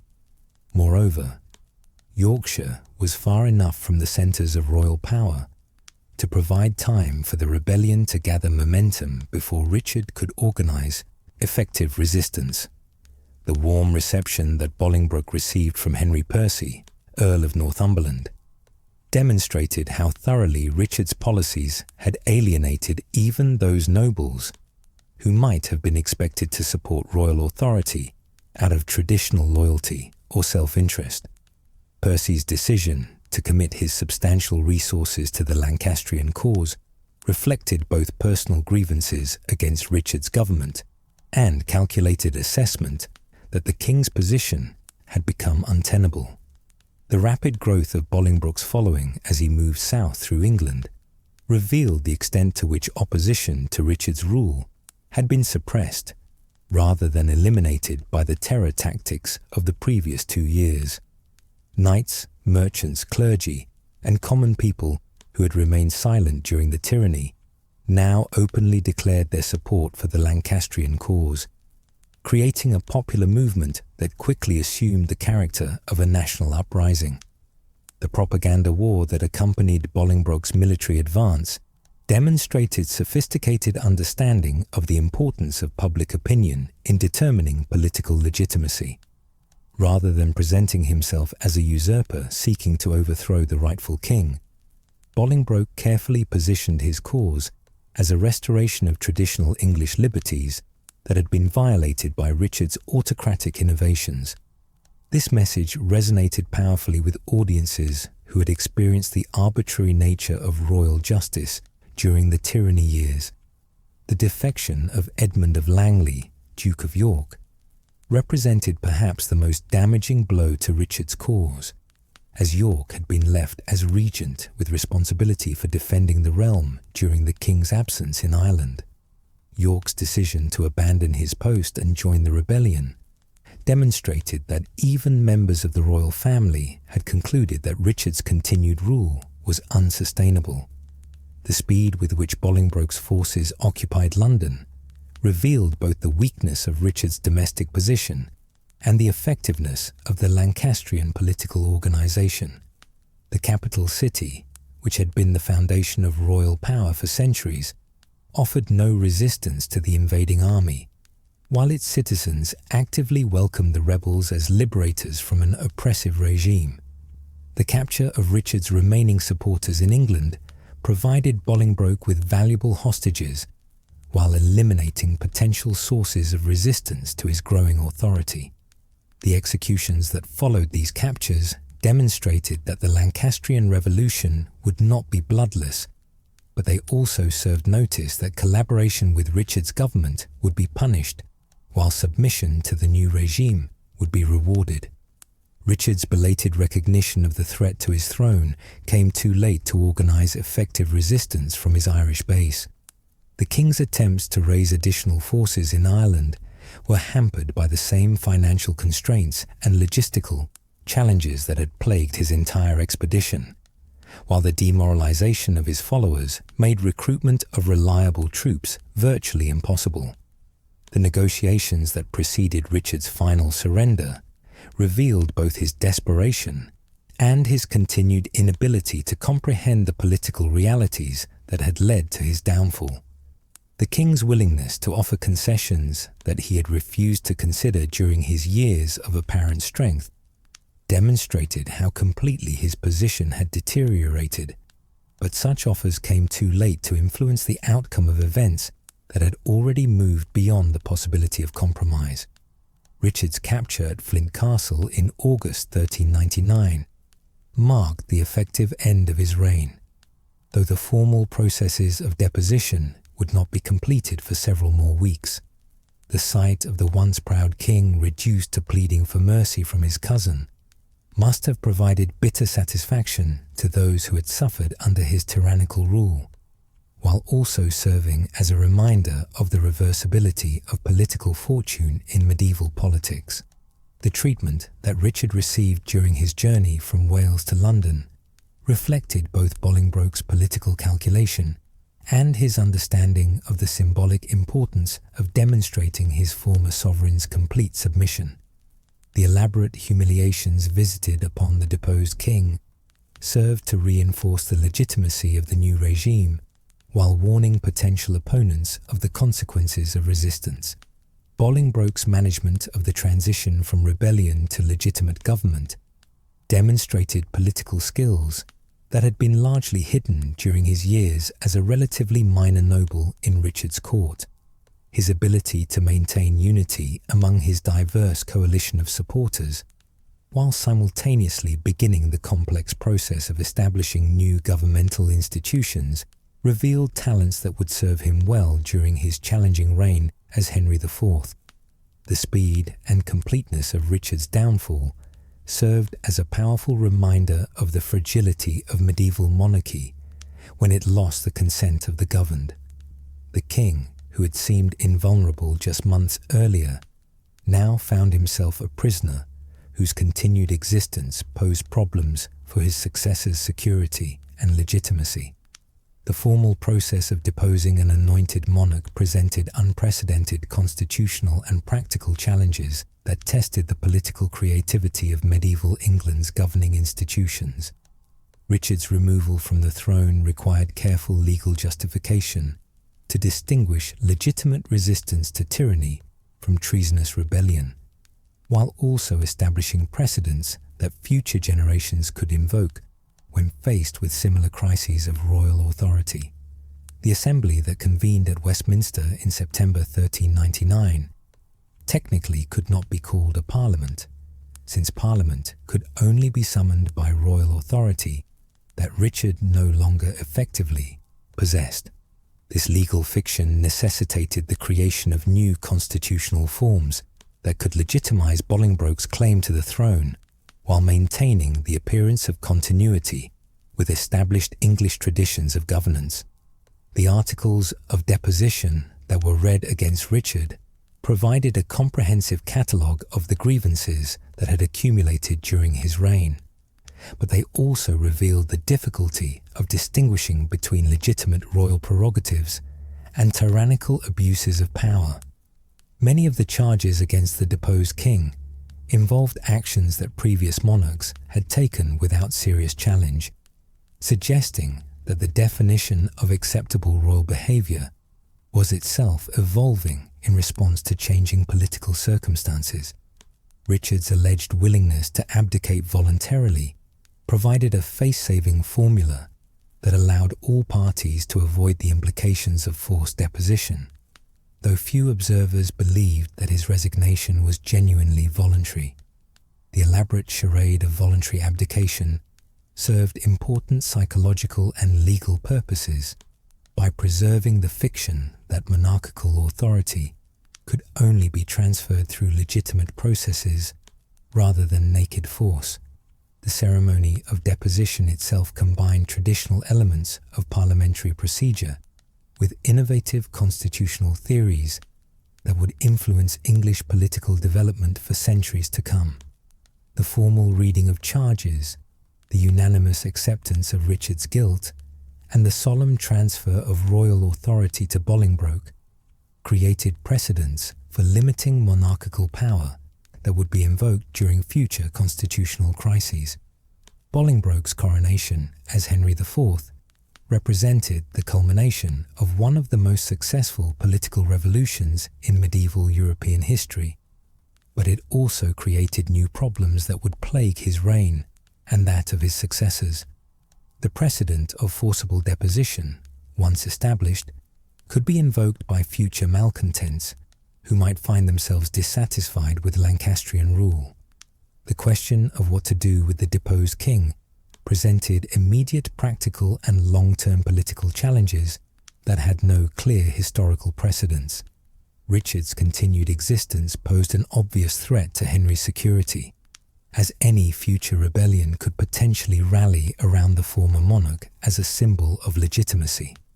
Yet the murder of an anointed king would violate fundamental principles of medieval Christianity, while creating additional moral problems for the new regime. The initial decision to imprison Richard at Pontefract Castle reflected Henry's desire to remove his predecessor from the centre of political activity, while maintaining the possibility that some future accommodation might be reached.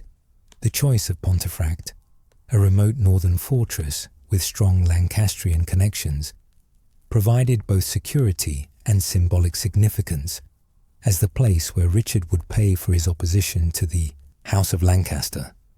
The Epiphany Rising of January 1400 demonstrated that Richard's supporters had not been entirely eliminated by Bolingbroke's triumph, though the conspiracy's failure also revealed the weakness of royalist resistance to the new regime.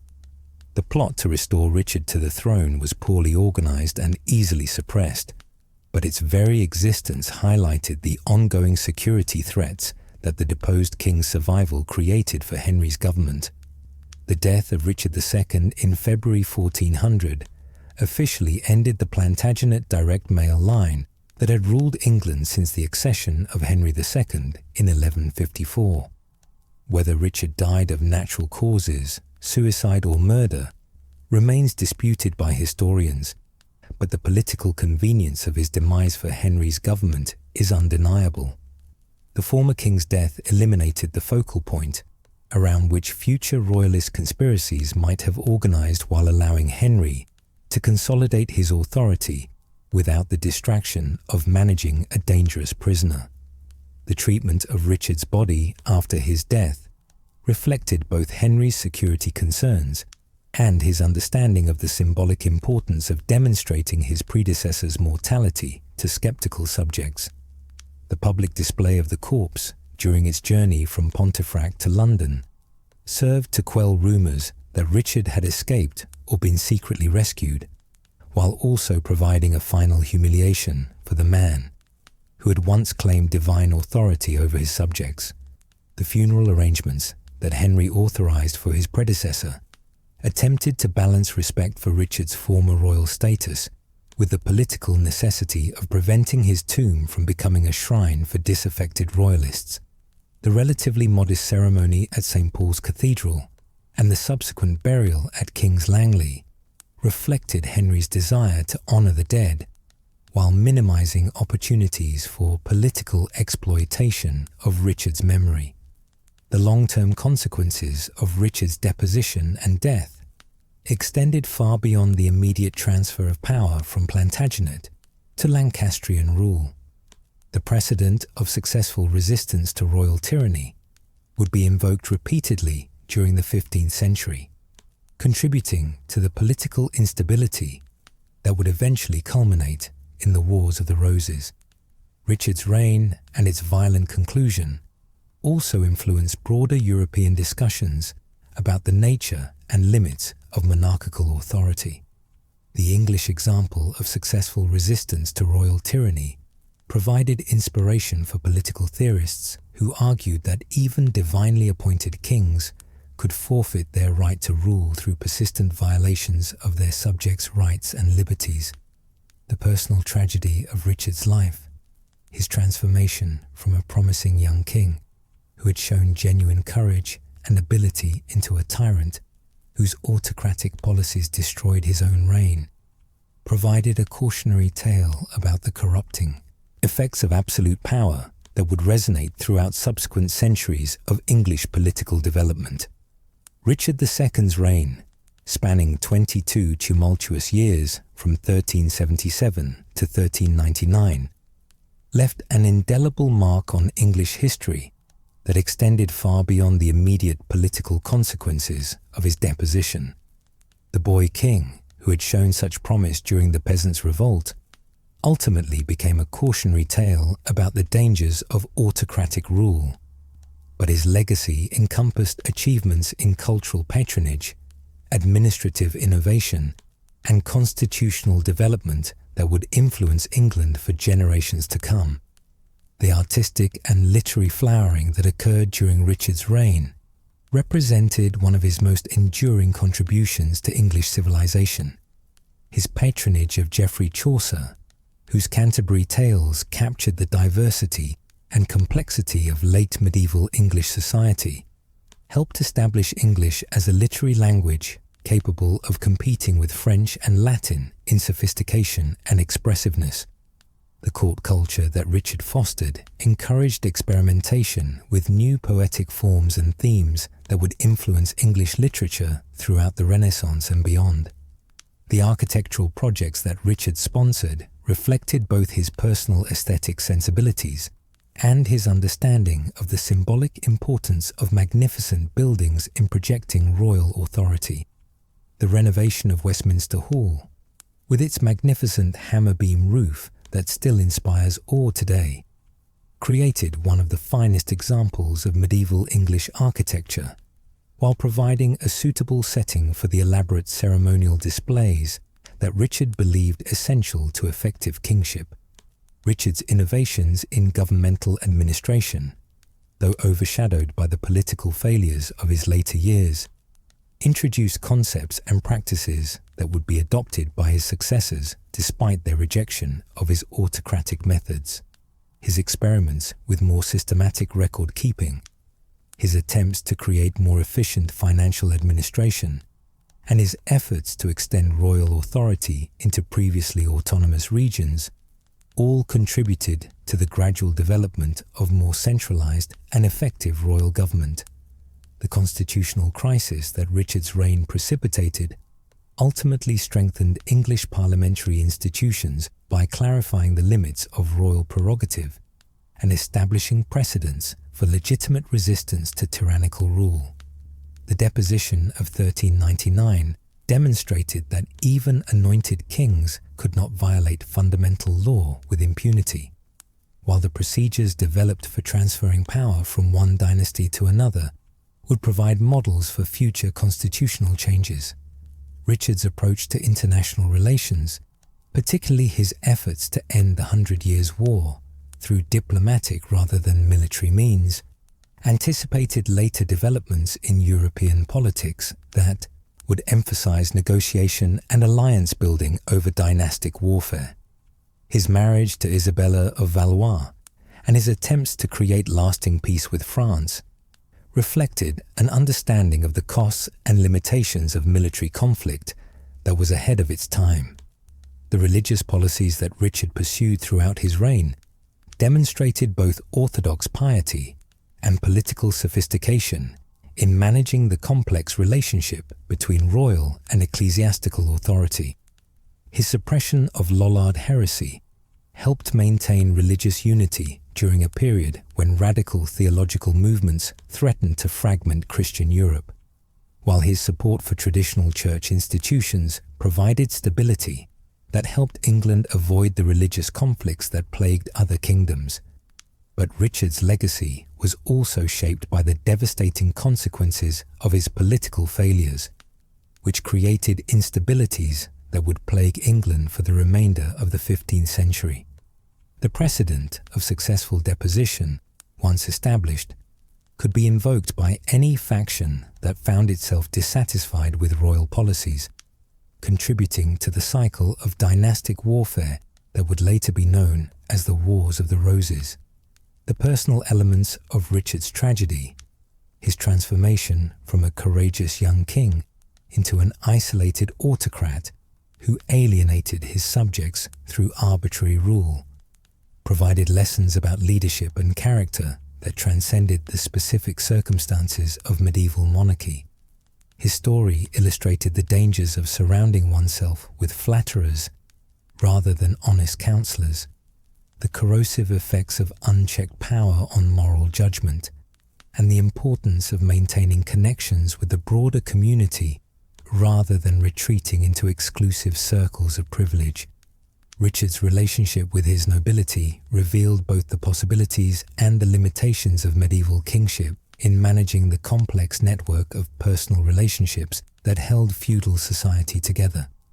His early success in working within established constitutional frameworks demonstrated that effective royal leadership was possible even within the constraints of parliamentary government, while his later failures showed the catastrophic consequences of abandoning consensual approaches in favor of autocratic rule. The economic policies of Richard's reign reflected broader European trends toward more sophisticated financial administration, but they also revealed the fundamental tension between royal needs for revenue and subjects' resistance to taxation that characterized medieval governance. His experiments with new forms of taxation and his attempts to increase royal control over economic activity anticipated later developments in state formation, while also demonstrating the political costs of such innovations. The military aspects of Richard's reign, from his early involvement in suppressing the Peasants' Revolt, through his Irish expeditions and his ultimate defeat by Henry Bolingbroke, illustrated both the changing nature of medieval warfare and the persistent importance of personal leadership in determining political outcomes. His successes and failures on the battlefield reflected broader shifts in military technology and organization, while also highlighting the continued relevance of individual courage and decision-making in critical moments. The cultural impact of Richard's reign extended beyond England to influence broader European developments in art, literature, and political theory. The international Gothic style that flourished in his court, the diplomatic innovations that his reign produced, and the constitutional precedents that his deposition established, all contributed to changes that would shape European civilization throughout the late medieval and early modern periods. Richard II's story, when viewed from the comfortable distance of more than 6 centuries, emerges as a complex narrative of promise unfulfilled, opportunities missed, and the tragic consequences of political miscalculation. The boy king, who had shown such courage in facing armed rebels, ultimately lost his throne through his inability to maintain the trust and cooperation of his subjects, providing a timeless lesson about the foundations of legitimate political authority. Yet even in failure, Richard's reign contributed to the gradual development of more effective and accountable forms of government that would eventually make such tyrannical episodes less likely. His legacy, though shaped by personal tragedy and political catastrophe, included achievements in culture, administration, and constitutional development that would benefit England long after the circumstances of his deposition had been forgotten. The sleepy listener who has followed Richard's journey from the hopeful child, crowned at Westminster Abbey, to the broken man who died in Pontefract Castle, has witnessed one of history's most compelling examples of how individual character and political circumstances can interact to produce both triumph and tragedy. As you drift toward peaceful slumber, perhaps you'll dream of the magnificent courts and tournaments of medieval England, where kings and queens, nobles and commoners, artists and warriors all played their parts in the great drama of human civilization. Sleep well, dear friend, and may your dreams be filled with the pageantry and poetry of Richard's court, while leaving behind the darker aspects of his tale. Tomorrow will bring new stories, new adventures, and new opportunities to explore the rich tapestry of human history that connects us all across the centuries. Until then, rest peacefully in the knowledge that even the most troubled times eventually give way to new hope and possibility. The story of Richard II reminds us that history is not just a collection of facts and dates, but a continuous narrative of human struggle, achievement, and the eternal quest for meaning and purpose. As the gentle whispers of the 14th century fade into the peaceful silence of sleep, carry with you the understanding that every age faces its own challenges and opportunities, and that the courage to face uncertainty with dignity and grace remains as relevant today as it was 600 years ago in the courts of medieval England. Sweet dreams, gentle listener, and may the lessons of the past illuminate your path toward a brighter future.